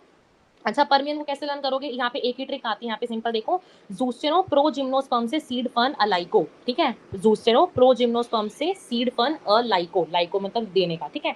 इसको कैसे करोगे, जूस्टेरो प्रोजिम्नोस्पर्म से है ना, ये देखो कैसे करोगे, जूस्टेरो से नीचे से स्टार्ट करो, जूस्टेरो प्रोजिम्नोस्पर्म से सीड फर्न अलाइको, एक से नीचे चलना है और आपके ऊपर ऊपर ऐसे लिखते जाना है, अलाइको से अर्बोरस एंड लाइकोप्सिस हो गए। दूसरे तरीके से लर्न कर सकते हो, जैसे कि मान लो मैं बोलूँ यहाँ पे देखो कैसे लर्न कराऊँ, चलो पहले ये देखो, पैसे लगेंगे, मैंने बताया था ना यहाँ पे, चलो ट्रेन से वरना पैसे लगेंगे, तो देखो पैसे मतलब साइलो आपके पास ये साइलोफाइटिन है, साइलोफाइटिन पैसे कहाँ पे लगेंगे, पीजी में, पीजी में रहेंगे आगे, जब एमबीबीएस वगैरह करोगे, पीजी हॉस्टल वगैरह में रहोगे, तो क्या है पीजी में रहे, पीजी में तुमने वहाँ पे क्या करा, फन करा, पीजी में तुमने वहाँ पे क्या करा, वहाँ पे फन करा तुमने जो है वो बैठ के, ठीक है, पीजी में क्या करा, यहाँ पे हमने फन करा, पीजी सीड फंड्स। उसके बाद यहाँ पे क्या दे रखा है, यहाँ पे देखो, फिर यहाँ पे ट्रैक किया, ट्रैक किसको करेंगे, जैसे मान लो मैं यहाँ पे देखो एक और चीज से लर्न कर सकती हूँ, जैसे मैंने बोला यहाँ पे चलो ट्रेन से, तो ट्रेन से कैसे लर्न करोगे, ट्रेन कैसे लाइक आवाज करते हैं ना, जू ऐसे लर्न कर सकते हो। तो क्लोरो और ट्रैकिया के बीच में आपके पास किसका इवोल्यूशन हो जाएगा, जूस्टेरोफाइलर का इवोल्यूशन हो जाएगा। अब इसको लर्न कर सकते हो, मुझे पता है बकवासी ट्रिक्स लगी होंगी तुम्हें, लेकिन अब करना है तो कर सकते हो, वरना सिंपली लर्न हो जाएगा, लास्ट तक अपने आप लर्न हो जाएगा, कोई इसमें ट्रिक की जरूरत भी नहीं पड़ती, मैंने भी नहीं की थी। ठीक है अनूप, ठीक है, बाकी बताओ, क्लियर,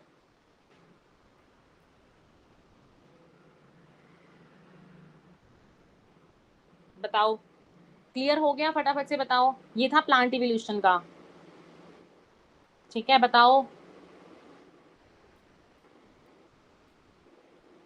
क्लोरो ने ट्रैक किया राइनोसाइडो को, या फिर चलो ट्रेन पे वरना पैसे लगेंगे कर सकते हो, ठीक है चलो, ठीक है। अच्छा ये तो हो गया, अब हम करते हैं, हाँ मेमल्स का इवोल्यूशन बता दी, ये देखो मेमल्स का इवोल्यूशन देखो, मेमल्स का कैसे करना है देखो, फॉसिल्स ऑफ अर्ली मेमल्स, अगर हम फॉसिल्स देखेंगे ना, अगर हम फॉसिल्स देखेंगे तो लाइक आज के जो मेमल्स है ना, उनके फॉसिल्स जो है हमें कैसे दिखते थे, श्रीव्स की तरह दिखते थे। श्रीव्स क्या होता है, श्रीव्स ना लाइक वैसे माउस होते हैं जिनकी जो इनका जो माउथ वगैरह होता है ना, वो थोड़ा से प्रोट्रूडिंग होता है, उनकी जो बीक बीक सिंपल जो भी कहना है उसका जो बाहर की तरफ निकला होता है उसको हम कहते हैं श्रीव्स, ठीक है। तो ऐसा माना जाता है कि जो फॉसिल आज के टाइम के जो मेमल्स है उनका इवोल्यूशन श्रीव्स वगैरह से स्टार्ट हुआ था। मेमल्स सबको पता है विविपेरस होते हैं, एगलिंग तो कोई ओविपेरस तो नहीं होता। फिर देखा एक्वेटिक मेमल्स, इंपॉर्टेंट क्वेश्चन है यहाँ से कि एक्वेटिक मेमल्स का जो था एग्जांपल आपको बताना आए कि ऐसे कौन से ऐसे मेमल्स हैं जो कि सिर्फ और सिर्फ पानी में रहते हैं, तो उसका आंसर आपको बताना है सील्स, वेल्स, डॉल्फिन्स और सील काउ, ठीक है। वेरी इंपॉर्टेंट क्वेश्चन कि ऐसे कौन से ऑर्गेनिजम्स हैं जो कि सिर्फ और सिर्फ आपके पानी में ही रहते हैं, ऐसे कौन से एक्वेटिक मेमल्स हैं, तो उसका आंसर यहाँ पे आपको ये देना है, वेरी इंपॉर्टेंट क्वेश्चन, ठीक है। यहाँ पे आप देखो एनसीईआरटी में फर्स्ट एनिमल्स आपके कौन थे, श्रीव्स थे, उनके जो फॉसिल से बहुत छोटे छोटे थे, मेमल्स विविपेरस होते हैं, अपने यंग वंस को प्रोटेक्ट करके रखते हैं, सबको पता है, सेंसिंग हम अपने सेंस भी कर सकते हैं एनवायरमेंट को अच्छे से, ठीक है। फिर यहाँ पे लिख रखा है reptiles came down mammals took over this earth, सबको पता है पहले आपके पास क्या था, फिशेज आए, एम्फीबियंस आए, रेप्टाइल्स आए, रेप्टाइल्स से मेमल्स आ गए, ठीक है। There one is South American mammals resembling horse, hippopotamus, bear, rabbit, due to continental drift in South America join North America, these mammals were overrun by North American fauna. कहने का मतलब क्या है, देखो पहले जो हमारी अर्थ वगैरह थी ना, उस पे लाइक कोई वो नहीं था, मतलब और जो हमारी अर्थ थी वो पूरी की पूरी ऐसे ही रहती थी। लेकिन क्या हुआ, कुछ टाइम हमें दिखा, कुछ टाइम बाद हमें दिखा तो हमारी जो अर्थ है ना वो डिवाइड होगी, इस तरह से ना डिवाइड होगी। तो डिवाइड होने की वजह से ना हमारा जो साउथ अमेरिका था वो बिल्कुल अलग कोने में चला गया, और नॉर्थ अमेरिका वगैरह जो बाकी चीजें थी वो सारी की सारी हमारी अलग अलग, मतलब बिल्कुल सेपरेशन वहाँ पे हो चुकी थी। और यहाँ अब देखो, अगर मान लो कोई चीज बिल्कुल सेपरेट हो चुकी है तो वहाँ पे कॉम्पिटिशन नहीं होगा, कोई चीज अगर मान लो बिल्कुल सेपरेट हो चुकी है तो कॉम्पिटिशन वहाँ पे नहीं रहेगा। और इसी कॉम्पिटिशन नहीं होने की वजह से हमारे पास जो ऑर्गेनिज्म थे, यहाँ पे लिख रखा है ना, ड्यू टू कॉन्टिनेंटल ड्रिफ्ट, की कॉन्टिनेंटल ड्रिफ्ट हो चुका था, क्योंकि ड्रिफ्ट का मतलब जो आपकी कॉन्टिनेंट्स वगैरह थी वो सभी जो थी अलग हो चुकी थी। व्हेन साउथ अमेरिका जॉइन, जब साउथ अमेरिका आपका जॉइन हो चुका था, these animals were overridden by North American fauna. Overridden का कहने का मतलब कि जो नॉर्थ अमेरिका वाले फोना थे, जो एनिमल्स थे, उनके साथ आके जो थे वो मिल चुके थे। और इसी रीजन की वजह से जो हमारे ऑस्ट्रेलिया के जो मार्सुपियल्स है ना, इसी रीजन की वजह से, सिर्फ और सिर्फ कॉन्टिनेंटल ड्रिफ्ट की वजह से जो ऑस्ट्रेलियन मार्सुपियल्स थे वो अभी तक जिंदा है, मतलब जिंदा थे, ठीक है। सिर्फ और सिर्फ कॉन्टिनेंटल ड्रिफ्ट की वजह से हमारे जो ऑस्ट्रेलिया वाले जो मार्सूपियल्स हैं वो जिंदा है, बिकॉज कोई कंपटीशन नहीं बचा ना, क्योंकि सारी चीजें जो थी वो अब सेपरेट हो चुकी है। पहले इकट्ठे रहते थे, लड़ाइयां होती थी, लेकिन अब क्या हुआ, कॉन्टिनेंटल ड्रिफ्ट था, बिल्कुल सब चीजें अलग हो गई। तो इस वजह से लैक ऑफ कॉम्पिटिशन की वजह से जो स्पीशीज थी हमारे पास जो थी वो रही थी। क्लियर। लास्ट आपका टॉपिक आता है मैन का इवोल्यूशन, ह्यूमन इवोल्यूशन। चलो स्टार्ट करते हैं। देखो ह्यूमन मैन, पहली बात तो इंसान जो है ह्यूमन ऐसा है, ह्यूमन ऐसा पहला इंसान था जो कि हमें इवोल्यूशन के साथ साथ हमें ऐसा पहला चीज देखा जो कि बिल्कुल स्किल डेवलप था, बिल्कुल उसमें बहुत सारी स्किल्स थी। लैंग्वेज डेवलपमेंट सबसे पहले बोलने वाली जो बातें थी लैंग्वेज वाली, वो हमें ह्यूमंस के अंदर ही दिखी। अब आते हैं इवोल्यूशन ऑफ मैन, डायरेक्टली देखते हैं। देखो इवोल्यूशन ऑफ मैन में क्या करना है, सबसे पहले इवोल्यूशन जो प्रिमिटिव मैन माने जाते हैं वो है आपके पास ड्रायोपेथिकस, ठीक है। ड्रायोपेथिकस से इवोल्यूशन हुआ हमारे पास रामापेथिकस का, ठीक है। ड्रायोपेथिकस से इवोल्यूशन हुआ हमारे पास रामापेथिकस का, और ये कब हुआ था, 15 मिलियन ईयर्स अगो हमारे पास क्या हुआ था, ड्रायोपेथिकस से इवोल्यूशन हुआ था हमारे पास रामापेथिकस का। वेरी इंपॉर्टेंट क्वेश्चन, कि अब ये क्वेश्चन आ गया ना कि ड्रायोपेथिकस और रामापेथिकस कितने टाइम पर एग्जिस्ट करती थी, तो दोनों का आंसर आपके पास 15 ही रहने वाला है, ठीक है। अब इन दोनों की कैरेक्टरिस्टिक्स थी ना, जो मतलब सेम सेम थी, दोनों की कैरेक्टरिस्टिक्स सेम थी। आपके पास दोनों ही हेयर थे, मतलब बाल बाल थे उनके बॉडी पे, ठीक है। और ये जो थे ना गोरिल्ला की तरह चलते थे, गोरिल्ला चिंपैंजीज इनकी तरह ये जो दोनों थे ड्रायोपेथिकस और रामापेथिकस, इन दोनों की तरह ये चलते थे, ठीक है। अब क्या है ना, इनको ना अच्छे से करके चलना, जैसे मान लो मैं लाइन लगा देती हूँ, ठीक है, यहाँ भी लाइन लगा देती हूँ। मैं ड्रायोपेथिकस के लिए नीचे बता रही हूँ, रामापेथिकस के लिए तो उसके नीचे बताऊंगी, कंफ्यूज मत होना, ठीक है। अब देखो ड्रायोपेथिकस के जो फॉसिल्स हैं मुझे कहाँ मिले थे, यूरोप के अंदर मिले थे, ठीक है। और रामापेथिकस भगवान है, राम मतलब राम से कह सकते हो, इसे लर्न कर सकते हो, राम जी होते हैं, तो इस तरीके से इसके जो फॉसिल्स हमें कहाँ मिले थे, शिवालिक हिल्स में मुझे यहाँ पे मिले थे, ठीक है। अब क्या है ना, जो मेरे पास ड्रायोपेथिकस थे वो एंसेस्टर माने जाते हैं मॉडर्न एप्स के। एप्स हमें पता है इवोल्यूशन हमारा एप्स, चिंपैंजीज, गोरिल्लास वगैरह से ही हुआ है, ठीक है। तो एंसेस्टर मॉडर्न एप्स के आपके माने जाते हैं ड्रायोपेथिकस, और एंसेस्टर आज के मेन के जो हम ऐसे दिख रहे हैं इनके जो एंसेस्टर है वो माना जाते हैं रामापेथिकस। वेरी इंपॉर्टेंट क्वेश्चन, ठीक है। अब जो आपका ड्रायोपेथिकस है ना वो नकल्स पे चलते थे, नकल्स आपके पास ये जो होते हैं नकल्स, इनको हम कहते हैं नकल्स, ठीक है। तो जो आपके पास ड्रायोपेथिकस वाले जो मेमल्स थे वो कैसे चलते थे, नकल्स के ऊपर चलते थे, और ये ना फ्रूट्स खाते थे, क्या खाते थे, फ्रूट्स खाते थे। अब इनको लर्न करना पड़ेगा, ये चैप्टर ही लर्निंग का है, हम इसको लर्न करना पड़ेगा। फिर आए हमारे पास क्या बन गया, ड्रायोपेथिकस बन गया, रामापेथिकस बन गया। अब रामापेथिकस से किसकी इवोल्यूशन होगी, ऑस्ट्रियोपेथिकस की। रामापेथिकस से कौन निकल के आएगा, किसका इवोल्यूशन होगा, ऑस्ट्रियोपेथिकस का, ठीक है। अच्छा वो मेरे पास हुआ था 15 मिलियन ईयर्स अगो, इसका इवोल्यूशन मेरे पास होगा 3 to 4 million years ago. Very important question, उसका 15 से हुआ था, इसका 3 to 4 मिलियन ईयर्स अगो पहले हुआ था, ठीक है। इसके जो फॉसिल्स है ना हमें मिले थे अफ्रीका के अंदर, कहाँ मिले थे, या फिर सिंपली बोलूं इथियोपिया एंड तंजानिया के अंदर हमें इसके फॉसिल्स मिले थे। एनसीईआरटी में यही दे रखा है, जो कि अफ्रीका के अंदर लोकेटेड है, तो इनके फॉसिल्स हमें मिले थे यहाँ पे। अब जो ऑस्ट्रियो वाले थे ना ये भी फ्रूट्स खाते थे, जो ऑस्ट्रियोपेथिकस थे ये भी मेरे पास जो थे फ्रूट्स खाते थे। अब ना देखो ये ना ऑस्ट्रेलिया में रहते थे, तो इनको रहने में ना इनको घमंड हो गया, इनको इनके अंदर ईगो आ गया, तो ईगो रहने की वजह से ना ये इन्होंने थोड़ा सा सीधा उठ के चलने की कोशिश करी, बिल्कुल इरेक्ट, मतलब ये बिल्कुल सीधे चलना इन्होंने स्टार्ट कर दिया था, सेमी इरेक्ट इनकी पोजीशन जो थी वो बन चुकी थी। अब ये जो ऑस्ट्रियोपेथिकस वाले थे ना ये मेरे पास क्या करते थे, हंटिंग करते थे, स्टोन वेपन्स, पत्थर वेपन्स लेते थे, उनके थ्रू क्या करते थे, हंटिंग किया करते थे, ठीक है। Very important question. फिर उसके बाद यहाँ पे ना अब ऑस्ट्रियोपेथिकस वालों से ना हमारी जो ब्रेन कैपेसिटी थी, ब्रेन की डेवलपमेंट, हमारी इंपॉर्टेंट क्वेश्चन है कि हमारे पास जो ब्रेन की जो डेवलपमेंट थी वो कहाँ से स्टार्ट हुई थी, तो आपका वहाँ पे आंसर होना चाहिए ऑस्ट्रियोपेथिकस से। ऑस्ट्रियोपेथिकस से हमारे पास ब्रेन कैपेसिटी की डेवलपमेंट जो थी वो स्टार्ट हो चुकी थी। और ऑस्ट्रियोपेथिकस की जो ब्रेन कैपेसिटी है वो कितनी होती है, 500 होती है। वेरी इंपॉर्टेंट क्वेश्चन, इससे क्वेश्चन आ सकता है कि कितनी क्रेनियल कैपेसिटी किसकी मानी जाती है, तो क्रेनियल कैपेसिटी ऑस्ट्रियोपेथिकस वालों की 500 होती है। फिर उसके बाद ऑस्ट्रियोपेथिकस से बना हमारे पास होमो हैबिलिस, ठीक है। फिर किसका इवोल्यूशन हुआ, होमो हैबिलिस का, कितने साल पहले, 2 मिलियन ईयर्स अगो हुआ था। ये आपके पास ऐसे पहले थे जो कि आपके पास इंसानों की तरह हमें दिखने लगे, ठीक है। ये ऐसे पहले आए जो हमें इंसानों की तरह दिखने लग गए थे। इनके अंदर ना इनके अंदर बेसिकली ऐसी कैपेबिलिटी आ गई थी कि ये टूल फॉर्मेशन कर सकते थे, मीन्स इनको फायर कैसे जलानी है ये सब ये सीख गए थे, टूल्स डेवलप, इंडस्ट्रीज वगैरह में डेवलपमेंट कैसे कर सकते हैं, होमो हैबिलिस वाले जो थे ना ये चीजें सीख चुके थे। ये भी फ्रूट्स खाते थे, ठीक है। और ये जो थे ना मीट नहीं खाते थे, ठीक है। इंपॉर्टेंट क्वेश्चन, जैसे कि मान लो हैबिलिस से याद कर सकते हो, हमारी हैबिट कैसी होनी चाहिए, फ्रूट्स वगैरह खाने की होनी चाहिए, मीट वगैरह खाने की नहीं होनी चाहिए, ऐसे याद कर सकते हो। तो होमो हैबिलिस वाले जो थे वो फ्रूट्स खाते थे, मीट नहीं खाते थे। इनकी क्रेनियल कैपेसिटी अब थोड़ी सी बढ़ गई, 650 से 800 होगी, मीन्स इनका जो दिमाग थोड़ा सा जो है ज्यादा इनहांस कर गया, इनकी क्रेनियल कैपेसिटी जो थी वो इतनी होगी। वेरी इंपॉर्टेंट क्वेश्चन, कितनी थी।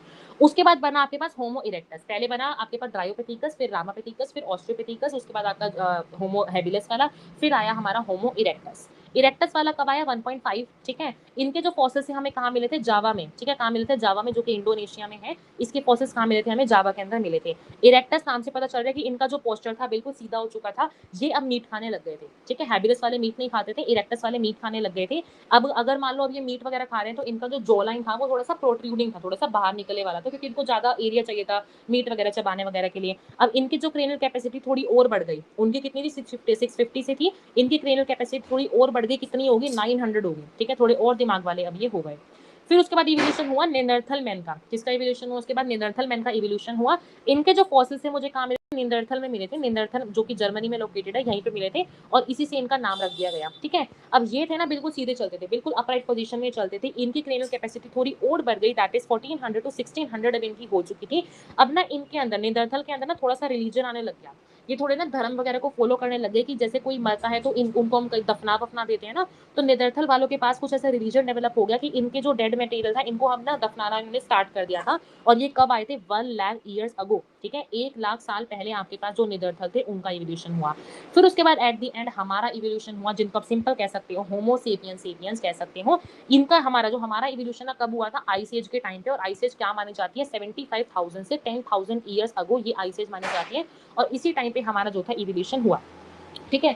अब अगर मान लो हमारा इवोल्यूशन हो गया तो हम क्या करेंगे, बहुत ज्यादा हम ज्यादा और एडवांस हो जाएंगे। एडवांस कैसे होंगे, एग्रीकल्चर में। अब जो आज के टाइम के जो इंडिविजुअल्स है अब उन्होंने क्या करना स्टार्ट कर दिया, अब उन्होंने एग्रीकल्चर स्टार्ट करना शुरू कर दिया, एग्रीकल्चरिंग उन्होंने स्टार्ट कर दी, जो कि कितने साल पहले स्टार्ट की गई थी, 10,000 ईयर्स अगो पहले स्टार्ट की गई थी। और उन्होंने साथ साथ एक उन्होंने ड्रॉइंग वगैरह केव आर्ट उन्होंने बनानी स्टार्ट कर दी, ठीक है। और पहली जो केव आर्ट थी वो कहाँ पे बनाई गई थी, आपके पास Bhimbetka rock shelter of Madhya Pradesh. Very important question, जो कि कितने साल पहले, 18,000 ईयर्स अगो आपके पास जो थी पहली केव आर्ट की गई थी। किसने की थी, होमोसेपियंस ने की थी। और एग्रीकल्चर जो था वो 10,000 ईयर्स अगो आपके पास किया गया था।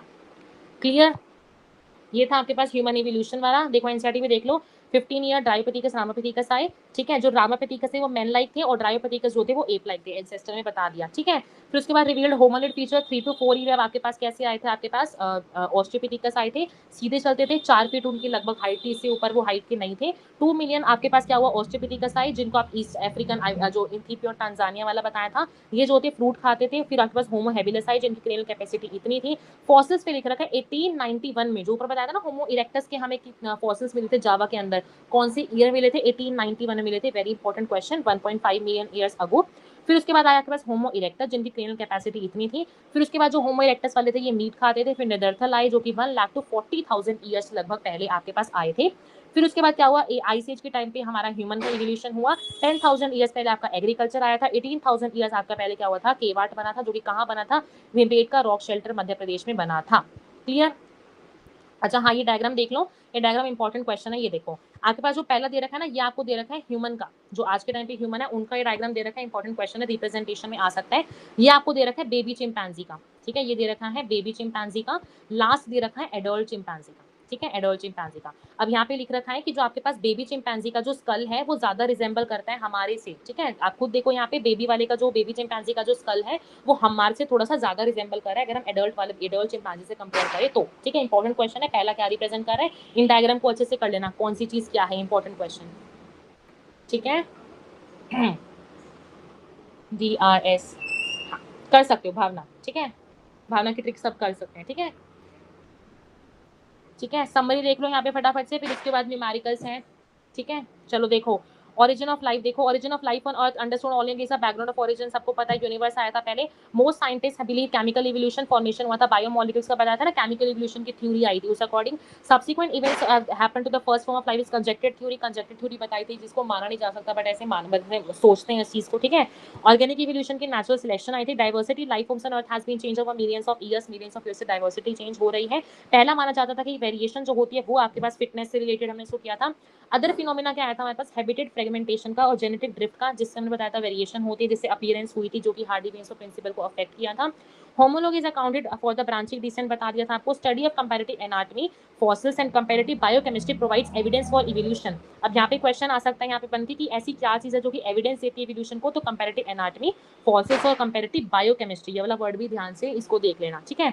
Among the stories of evolution, the story of evolution of modern man was interesting and appears to parallel evolution of human being and language. अब ये इंपॉर्टेंट क्वेश्चन है यहाँ पे, वेरी इंपॉर्टेंट क्वेश्चन कि पैरेलल इवोल्यूशन. अगर question आए कि human का ब्रेन का और लैंग्वेज को आप कौन सा टाइप ऑफ इवोल्यूशन कहोगे, तो वहाँ पे आंसर होना चाहिए पैरेलल इवोल्यूशन हम कहते हैं. इंपॉर्टेंट क्वेश्चन, पैरेलल इवोल्यूशन होगा वहाँ पे जब लैंग्वेज और ह्यूमन की मेन डेवलपमेंट देखेंगे उसके बीच में. बताओ क्लियर.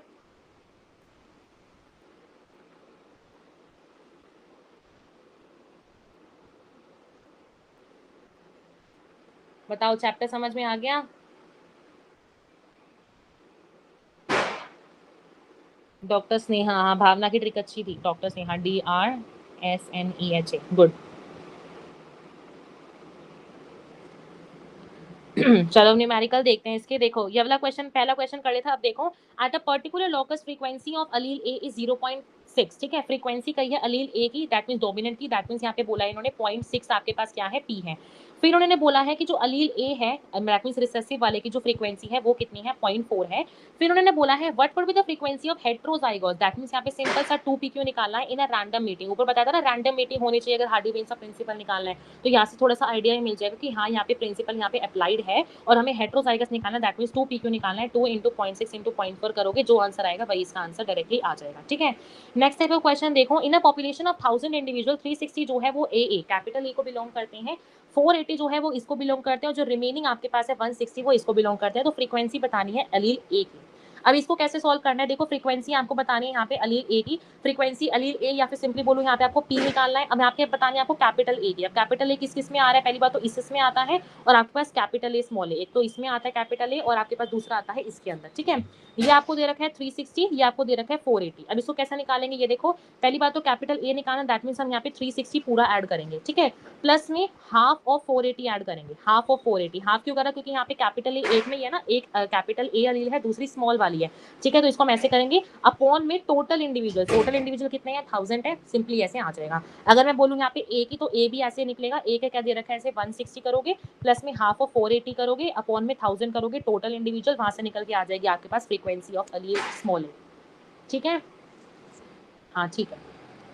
चलो नेक्स्ट टाइप ऑफ क्वेश्चन देखो यहाँ पे, you have sampled a population in which you have the percentage of homozygous recessive. अब यहाँ पे स्मॉल की आपको यहाँ पे दे दी है 36%. ठीक है. स्मॉल की दी 36%, या फिर मैं सिंपली बोलूँ यहाँ पे क्यू स्क्वायर जो है वो 36% दे दिया है. ठीक है. ठीक है. फिर देखो उसके बाद यूजिंग दैट 36%, 36% का यूज करो कह रहे हैं. यहाँ पे फ्रीक्वेंसी निकालो इसकी. यहाँ पे तो डायरेक्टली हमें क्वेश्चन में इसका आंसर दे रखा है. सिंपली देखो यहाँ पे ए की पूछे, यहाँ पे सीधा सीधा आंसर 36 ही आ जाएगा. क्यों आ जाएगा, क्योंकि देखो स्मॉल का दे रखा है आपको, इसका ही दे रखा है, और उसके बाद आपसे फ्रीक्वेंसी इसी की पूछी हुई है. ठीक है. अगर मान लो यहाँ पे मैं फ्रीक्वेंसी पूछती यहाँ पे कैपिटल ए की, तो यहाँ पे सिचुएशन बिल्कुल चेंज हो जाता. कैसे हो जाता, जैसे मान लो मैं यहाँ पे क्यू स्क्वायर था, क्यू स्क्वायर मुझे 36%, या फिर सिंपली बोलूँ 0.36 दे रखा है. क्यू में निकालूंगी तो मेरे पास 0, इसका स्क्वायर करूंगी ना, अंडर रूट करूंगी, 0.6 निकल के आ जाएगा. पी मेरे पास 1 - 0.6 करूंगी, 0.4 आ जाएगा. फिर उसके बाद मैं कैपिटल ए की यहाँ से अलग से निकाल सकती हूँ. दैट मीन सिंपली मैं इसका पी स्क्वायर करती, दैट मीन 0.16 मेरे पास आंसर आ जाता, अगर मेरे से कैपिटल ए का पूछा गया होता तो. समझ में आया अगला क्वेश्चन,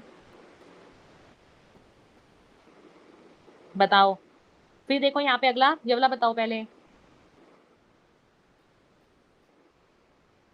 ठीक है. चलो देखो, you have sampled a population. ठीक है. Population in which you know that the percentage of homozygous recessive, यहाँ पे सिंपली दे दिया ए की जो पॉपुलेशन है वो इतनी है. कैलकुलेट द फ्रीक्वेंसी ऑफ ए अलील. अब यहाँ पे फ्रीक्वेंसी निकाली है ए अलील की, दैट मीन्स यहाँ पे सिंपली आपको निकालना है क्यू. ठीक है. दे क्या रखा है, स्मॉल ए की होमोजाइगस रिसेसिव, दैट मीन्स यहाँ पे दे क्या रखा है, क्यू स्क्वायर दे रखा है. या फिर मैं इसको सिंपली परसेंटेज में निकालूंगी तो 0.36 मुझे यहाँ पे दे रखा है, अपॉन 100 करूंगी तब. ठीक है. और मुझे निकालना है ए का, सिंपली यहाँ पे 0.6 आंसर यहाँ पे डायरेक्टली आ जाएगा, क्योंकि इसका स्क्वायर रूट करूंगी तब. ठीक है. ये भी पिछले क्वेश्चन से ही लिंक आ गया होगा. उसके बाद देखो, if 9% of African population is born with the severe form of sickle cell anaemia. Sickle cell anaemia हम सबको पता है कैसे डिसीज होती है, बताना एक बार. ऑटोसोमल रिसेसिव या सेंस लिंक रिसेसिव, कैसे डिसीज होती है सिकल सेल एनीमिया. देखो यहाँ पे आपको दे रखा है स्मॉलेस्ट जो है आपको कितना दे रखा है 9%, या फिर सिंपली बोलो 0.09, 9/100 करूंगी, 9/100 करूंगी, यहाँ पे 0.09 आ जाएगा। मुझे स्मॉलेस्ट या फिर सिंपली बोलो मुझे यहाँ पे क्यू स्क्वायर जो है वो मुझे दे रखा है 0.09। फिर यहाँ पे पूछा what percentage of the population will be more resistant to malaria because they are heterozygous. हमको पता है मलेरिया किससे कोज होता है, हेट्रोजाइगस वाली कंडीशन से मैं प्रिंसिपल ऑफ इनहेरिटेंस से बता चुकी हूँ। हमें यहाँ पे निकालना है हेट्रोजाइगस की सीधा सीधा कैसे निकलेगी। अगर मान लो मेरे पास ये मुझे निकल के आ गया क्यू स्क्वायर, ये है अंडर रूट करूंगी, क्यू मेरे पास निकल के आ जाएगा सीधा सीधा 0.3, पी निकल के आ जाएगा 1 माइनस 0.3 दैट मीन 0.7। हेट्रोजाइगस निकालना है 2 इंटू 0.3 इंटू 0.7 करूंगी, सीधा सीधा मेरा यहाँ पे आंसर जो है वो आ जाएगा। ठीक है, इस तरीके से घुमा फिरा के यहाँ पे क्वेश्चन आ सकते हैं। नेक्स्ट देखो, देयर आर 100 स्टूडेंट्स, 96 जो है उन्होंने अच्छा किया, बल्कि जो 4 बच्चे थे वो क्या हो गए, फेल हो गए। ठीक है, उनको ग्रेड मिला, एफ ग्रेड उनको मिला। If these traits involve dominant and recessive and if the 4 represent the frequency of homozygous recessive. Homozygous recessive कह रहे हैं, दैट मींस यहाँ पे कह रहे हैं इसकी बात कर रहे हैं। ठीक है, होमोजाइगस रिसेसिव या फिर सिंपली बोलो क्यू स्क्वायर की जो नंबर है आपको दे रखा है 4%, या फिर सिंपली बोलो 0.4 मुझे दे रखा है, इसके बारे में निकालना क्या है, calculate the frequency of dominant allele. Dominant allele that means यहाँ पे मुझे पी की वैल्यू निकालनी है, कुछ भी नहीं करना। क्यू करोगे 0.2 आ जाएगा, पी करोगे 0.8 आ जाएगा। अब यहाँ पे मेरे पास आ गया पी जो था मेरे पास 0.8 आ गया, लेकिन मुझे निकालना है इसको परसेंट में। परसेंट में इसको निकालूंगी तो क्या मेरे पास आंसर आ जाएगा, इसको मैं 10 करूंगी इंटू 100 कर दूंगी, परसेंटेज मेरे पास सीधी सीधी यहाँ पे निकल के आ जाएगी 80%। ठीक है, हाँ गुड, ऑटोसोमल रिसेसिव। ठीक है, ठीक है। उसके बाद देखते हैं नेक्स्ट क्वेश्चन, देखो सी सिस्टिक फिब्रोसिस इन रिसेसिव कंडीशन। रिसेसिव कंडीशन है जो कि आपका किसको हो रही है, 1 in 2500 में हो रही है, दैट मींस 2500 लोग हैं उसमें सिर्फ एक को सिस्टिक फिब्रोसिस हो रही है। दैट मींस आपके पास यहाँ पे आप क्या कहोगे कि आपके पास क्यू स्क्वायर जो है ना, पहली बात तो देखो सिस्टिक फिब्रोसिस कैसे डिसीज दे रखी है इन्होंने, रिसेसिव दे रखी है। तभी मैंने यहाँ पे बोला कि आपके पास यहाँ पे किसकी बात हो रही है। ठीक है, एक को है 2500 पीपल है उसमें सिर्फ एक को है, दैट मींस सिंपल यहाँ पे कह सकते हैं मेरे पास कितना इसका सॉल्व करके आ जाएगा, 0.004 आएगा, है ना, 0.004 आ जाएगा इसको सॉल्व करके। फिर निकालना है आपको यहाँ पे calculate the percentage of carriers. Carriers निकालना, दैट मीन सिंपल आपको यहाँ पे 2pq निकालना है। अगर क्यू स्क्वायर मेरे पास इतना आ चुका है, ठीक है, तो मेरे पास क्यू जो है वो कितना आ जाएगा, यहाँ पे 0.02 आ जाएगा। ठीक है, क्यू इतना आ गया तो मेरे पास जो पी है वो कितना आ जाएगा, उसके बाद 2pq करोगे डायरेक्टली आपका यहाँ पे आंसर जो है वो आ जाएगा। ठीक है, सिंपल सा क्वेश्चन है। फिर उसके बाद ये क्वेश्चन का आंसर खुद बता के जाओगे, कमेंट से बता के जाओगे। 1000 पॉपुलेशन है, आपको ए का बताना है। दोबारा से सेम क्वेश्चन आपका, तो सेम क्वेश्चन ही आ गया। चलो फिर इसका बता के जाना।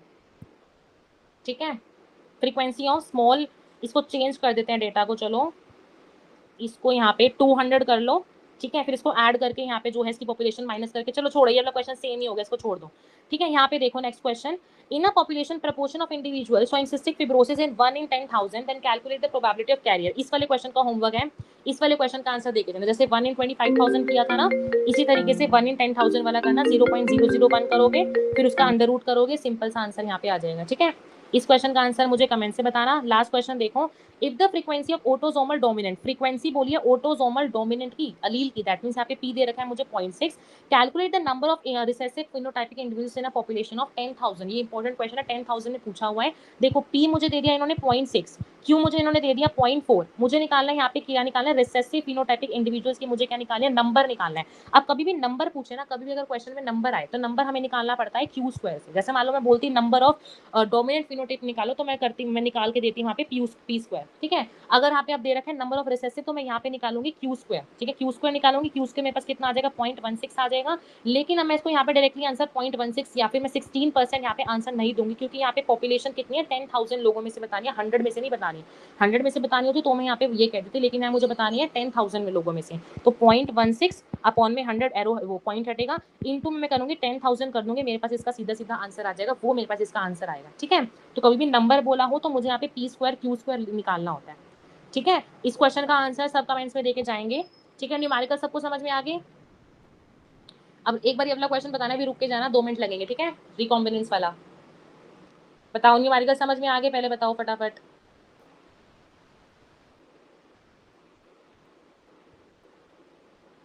इसी तरीके के इससे क्वेश्चन आते हैं। ठीक है, अलील पूछा हो तो पी क्यू के टर्म्स पे, होमोजाइगस ऐसा कुछ लिख दिया गया तो हमें वहाँ पे पी स्क्वायर क्यू स्क्वायर लगाना पड़ता है। बताओ।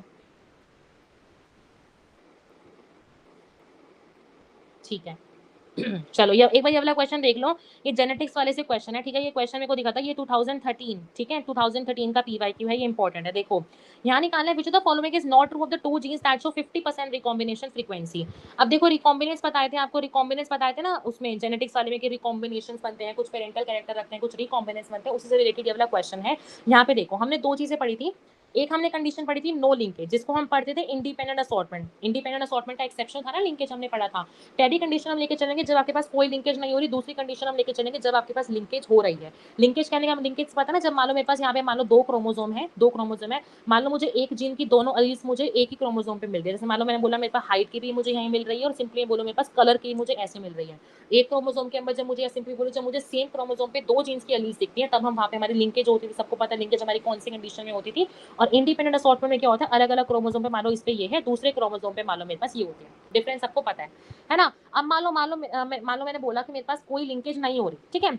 अब मैं कंडीशन लेके चल रही हूँ, मान लो मैंने ये क्रॉस कराया। अब मान लो मैं इसकी कंडीशन की बात कर रही हूँ, कैपिटल टी इसकी, मान लो मेरे पास दो क्रोमोसोम है, इसके ऊपर मान लो मैंने बोला कैपिटल टी की जीन लोकेटेड है, स्मॉल टी की मैंने ये वाला लिख दिया, कैपिटल आर ये लिख दिया, स्मॉल आर मान लो मैंने ये लिख दिया। सिमिलरली इसका भी मैं ऐसे करा सकती हूँ, यहाँ पे भी इस मान लो स्मॉल टी है, इस पे मान लो स्मॉल टी है, यहाँ पे आर है, यहाँ पे आर है। समझ गए ना, मान लो मैंने ऐसे किया। अब मैं इनका क्रॉस कराऊंगी, मान लो मुझे इसके चार गेमीट्स बनाने में, गेमीट्स कैसे बनवाऊंगी, पहले तो गेमीट्स क्या बन सकता है मेरे पास, मान लो ये मेरे पास इससे कंबाइन हो सकता है अगर लिंकेज नहीं है। अगर लिंकेज होती तो मैं सिंपल बोलती मेरे पास यही वाला पूरा एक गेमीट बन जाएगा। लेकिन जब मेरे पास लिंकेज नहीं होती तो मेरे पास क्या होता है, ये मेरे पास इसके साथ भी कंबाइन कर सकता है, ये मेरे पास इसके साथ भी कंबाइन कर सकता है, फिर उसके बाद ये मेरा इसके साथ भी कंबाइन कर सकता है, ये वाला मेरा इसके साथ भी बन सकता है। इस तरीके से मान लो मैंने अपने चार गेमीट्स बना लिए। गेमीट सबको बनाने आते हैं ना, ये तो उसका पार्ट है, मैं तो सिर्फ बता रही हूँ, ठीक है। ये देखो कैसे बनाते हैं हमने गेमिक्स, मान लो मैंने कैपिटल टी कैपिटल आर को बनाया, ये लिख दिया मैंने कैपिटल टी कैपिटल आर, फिर कैपिटल आर स्मॉल आर को बनाया, ये लिख दिया मैंने ये, फिर उसके बाद इसको और इसको बनाया, ये लिख दिया, फिर उसके बाद इसको बनाया मैंने, ये लिख दिया, ठीक है। ये मैंने आपको गेमिक्स लिख दिया। सिमिलरली इसके भी गेमिक्स बनाओगे, वो तुम ब्लू में लिखे हुए, मैंने जो ब्लू में लिखे हुए ये तुम यहाँ पे बना सकते हो, ठीक है। अब इस सिचुएशन में देखो मेरे पास दो पेरेंटल है, ये पेरेंटल है, ये पेरेंटल, और बीच वाले मेरे पास रिकॉम्बिनेंस है ना। ये देखो ये पेरेंटल दिख रहा है ना, ये पेरेंटल मैंने दो पेरेंट्स हैं, बीच वाले आपके रिकॉम्बिनेंस है। दैट मीन्स मैं यहाँ पे कह सकती हूँ मेरे पास जब मेरे पास पेरेंटल 50% है, रिकॉम्बिनेंट मेरे पास 50% है। और ये कंडीशन मुझे कब दिखती है, जब मेरे पास इंडिपेंडेंट असॉर्टमेंट चलती है, या फिर मैं सिंपली बोलूँ जब मेरे पास लिंकेज नहीं होती है, उस कंडीशन में मेरे पास पेरेंटल वाले भी रिकॉम्बिनेंट वाले भी 50-50% जो है वो रहते हैं, ठीक है। फिर बात आती है लिंकेज की। अगर मान लो मेरे पास लिंकेज हो जाती है, अगर मान लो मेरे पास लिंकेज हो गई तो मेरे पास ये दो इकट्ठे जाते हैं आगे के मीन्स के पास, कभी भी ऐसे मतलब इस दोनों से इससे लिंक चेंज नहीं होता, हमेशा मेरे पास साथ साथ जो होती है वो जीन्स मेरे पास आगे आगे जाती है। सिमिलरली मैंने मान लो यहाँ पे भी क्रॉस कराया। अब मैंने आपको क्या बोला, मेरे पास जवली जीन साथ साथ जाएंगे, दैट मीन जवली जीन देखो साथ साथ गई, फिर जो स्मॉल टी स्मॉल आर थी ये भी मेरे पास साथ साथ गई। इसी तरीके से इसका भी बना के देखो, मैंने ब्लू में लिख रखा है, इसका भी तुम बना लोगे। अब यहाँ पे देखो, यहाँ पे तुम देखो जो मैंने पेरेंट्स लिए थे वही मेरे पास गेमीट्स बने, दैट मीन्स मेरे पास पेरेंट्स यहाँ पे 100% बने और रिकॉम्बिनेंस मेरे पास यहाँ पे 0% बने। इसका मतलब मैं यहाँ से एक लाइन कंक्लूड कर सकती हूँ कि मेरे पास जब इंडिपेंडेंट असॉर्टमेंट होती है तो मेरे पास रिकॉम्बिनेशन मैक्सिमम रहती है, जो कि 50% होती है। और जब मान लो मेरे पास लिंकेज होती है, उस केस में मेरे पास जो मेरे पास रिकॉम्बिनेंस होते हैं वो 0 आते हैं, पेरेंटल मेरे पास 100 बन जाते हैं। सिंपली मैं यहाँ पे कह सकती हूँ कि जो रिकॉम्बिनेंट की जो रेंज होती है ना, मेरे पास हमेशा याद रखना कि रिकॉम्बिनेंट की जो रेंज होती है वो हमेशा जीरो से लेके 50% के बीच में ही रहती है। रिकॉम्बिनेंस की जो रेंज है ना, कभी भी आपकी 50% से ऊपर जा ही नहीं सकती। और एक और बात याद रखना कि जो पेरेंटल होते हैं उनकी जो परसेंटेज, उनकी जो प्रोबेबिलिटी होती है वो हमेशा 50% से लेके 100% के बीच में ही रहती है। इंपॉर्टेंट क्वेश्चन है कि रिकॉम्बिनेंस हमेशा 0 से 50% के बीच में ही रहते हैं, और जो पेरेंटल होते हैं वो हमेशा 50 to 100% के बीच में ही रहते हैं, ठीक है। अब तीन केसेस देखो, लिंकेज मान लो नहीं है, जैसे इंडिपेंडेंट असॉर्टमेंट का बता दिया, पेरेंटल 50 रहेंगे, रिकॉम्बिनेंट 50 रहेंगे। अगर मान लो मेरे पास लिंकेज है, अगर मान लो मेरे पास लिंकेज है, और लिंकेज में भी लिंकेज मतलब ऐसी हो रही है जिसमें कोई क्रॉसिंग ओवर नहीं हो रही, या फिर सिंपली बोलो जीन्स आपकी दूर लोकेटेड है या फिर पास लोकेटेड है, हमने इसके केसेस पढ़ लिए थे, मैं दोबारा नहीं बताऊंगी केसेस हमने क्या क्या पढ़े थे। जैसे कि मान लो मैंने बोला यहाँ पे, मान लो जैसे जीन्स, यहाँ मैंने बोला मेरे पास पास पास है, ठीक है, मान के चलो मैंने जीन्स मान लो मेरे पास पास पास है। इस केस में मेरे पास क्या होगा, पेरेंटल 100 बन जाएंगे, रिकॉम्बिनेंस मान लो मेरे पास 0 बन जाएंगे, क्योंकि यहाँ पे क्या हुआ है, लिंकेज हुआ है। थर्ड कंडीशन है, मान के चलती हूँ मेरे पास लिंकेज है लेकिन मेरे पास यहाँ पे क्रॉसिंग ओवर हो गई। इस कंडीशन में मैंने बोला कोई क्रॉसिंग ओवर नहीं हुई, लेकिन इस कंडीशन में मैंने बोला क्रॉसिंग ओवर हो गई। और क्रॉसिंग ओवर कब होती थी, जब मेरे पास जीन्स दूर दूर होती थी, याद है ना, distance is inversely directly proportional to crossing over लिखवाया था, है ना। जब मेरे पास क्रॉसिंग ओवर कब होती थी, जब मेरे पास जीन्स होती वो दूर दूर लोकेटेड होती थी। इस केस में मैं कह सकती हूँ कि मेरे जो पेरेंटल है वो मेरे पास हमेशा किसके बीच में रहते हैं, 50 to 100% के बीच में रहते हैं, और जो रिकॉम्बिनेंस है वो मेरे हमेशा 0 to 50% के बीच में ही रहते हैं, क्योंकि ये मेरे पास एग्जाम्पल किसका है, इनकम्प्लीट लिंकेज का एग्जाम्पल है। इंपॉर्टेंट क्वेश्चन है, आपको ऊपर ही बता दिया कि इनकी प्रोबेबिलिटी बस यहाँ पे याद रखना, ठीक है। यहाँ पे मेरा कंप्लीट हो जाता है, यहाँ से तुम कंक्लूड कर सकते हो बस एक चीज, ठीक है। अभी क्वेश्चन कराऊंगी, ठीक है, 1 मिनट का क्वेश्चन रह गया, ये देखो। यहाँ से कंक्लूड कर सकते हो कि जो मेरे पास रिकॉम्बिनेंस होते हैं 50% कब रहते हैं, जब मेरे पास इनकम्प्लीट डोमिनेंस होता है। 0 कब रहते हैं, जब मेरे पास कंप्लीट लिंकेज हो जाता है। और 0 से लेके 50% के बीच में रिकॉम्बिनेंट मेरे पास कब आते हैं, जब मेरे पास इनकम्प्लीट लिंकेज होती है तब। समझा दिया। अब इस क्वेश्चन को देखो, 2013 का क्वेश्चन है, ये देखो क्या पूछा है, कौन सी स्टेटमेंट आपको बतानी, कौन सी स्टेटमेंट यहाँ पे आपके पास गलत स्टेटमेंट है, ठीक है।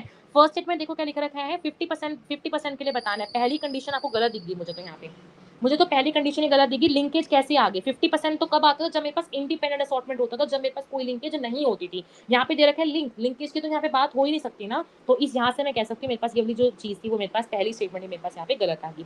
सेकंड देखो, जीन्स इंडिपेंडेंट असॉर्टमेंट शो करिए, बिल्कुल ठीक है। फिर कह रहे हैं if the genes are present तो सेम क्रोमोसोम। अब तुम कहोगे मैम अगर सेम क्रोमोसोम पे चीज लोकेटेड है तो यहाँ पे लिंकेज हो जानी चाहिए थी, ये तो ऑप्शन गलत हो गया। बट ये गलत नहीं है। कैसे, यहाँ पे लिख रखा है दे अंडरगो मोर देन 1 क्रोसोवर्स। अगर लिंकेज में तुम देखोगे ना, मान लो मेरे पास 2 क्रोमोसोम्स हैं, मान लो मेरे पास यहाँ पे 2 क्रोमोसोम्स हैं। लिंकेज में क्या होता था, क्रॉसिंग ओवर तुमने पढ़ा होगा सेल डिवीजन में, अभी तुम कल पढ़ोगे, मियोसिस जब तुम्हारी स्टार्ट होगी। क्रॉसिंग ओवर में तुम क्या पढ़ते हो, मेरे पास यवली जीन जो होती है, यवली जीन के बीच में क्या होता है, क्रॉसिंग ओवर हो जाता है, जिसकी वजह से काइस्मेटा बन जाता है। तुम इसको सेल डिवीजन में भी पढ़ोगे, है ना। जनरली मेरे पास क्या होता है, लिंकेज में एक क्रॉसिंग ओवर होती है। लेकिन अगर मान लो मेरे पास ज्यादा क्रॉसिंग ओवर हो जाए, मान लो मेरे पास ज्यादा क्रॉसिंग ओवर हो जाए, तो वो केस बन जाता है इंडिपेंडेंट असॉर्टमेंट का। तो इस अकॉर्डिंग मेरे पास ये ऑप्शन भी ठीक निकलेगा। फोर्थ ऑप्शन देखो, द जीन्स में भी present on the different chromosome, ये तो वैसे मेरे पास एग्जांपल इंडिपेंडेंट असॉर्टमेंट का इन्होंने कह दिया। तो इस अकॉर्डिंग मैं कह सकती हूँ सिर्फ और सिर्फ मेरे पास फर्स्ट ऑप्शन यहाँ पे क्या है, गलत है। क्लियर, बताओ समझ में आ गया। चैप्टर खत्म हो गया, जो मुझे रिकॉम्बिनेंट वाला बताना था ये खत्म हो गया। हैशटैग सब यूज करके जाएंगे आज, हैशटैग इवोल्यूशन डन, ठीक है। ठीक है, बताओ इवोल्यूशन खत्म हो गया, बताओ फटाफट से, समझ में आ गया ना। लर्न कर लेना, ये वाला चैप्टर इंपॉर्टेंट है, तो फिर टेस्ट में भी आएगा ये वाला चैप्टर, ठीक है। ठीक है, अपने कमेंट्स लिख के जाना, हैशटैग इवोल्यूशन डन, ठीक है। पर्सनल मेंटरशिप जिसने लेनी है वो ले लेना। इवोल्यूशन खत्म हो गया, अब हम स्टार्ट करेंगे ऑर्गेनिज्म एंड पॉपुलेशन वाला चैप्टर, ठीक है। इकोलॉजी वाली यूनिट रह गई है सिर्फ, ठीक है। सिलेबस फिर खत्म हो जाएगा, सिर्फ इकोलॉजी वाली यूनिट रह गई है, ठीक है।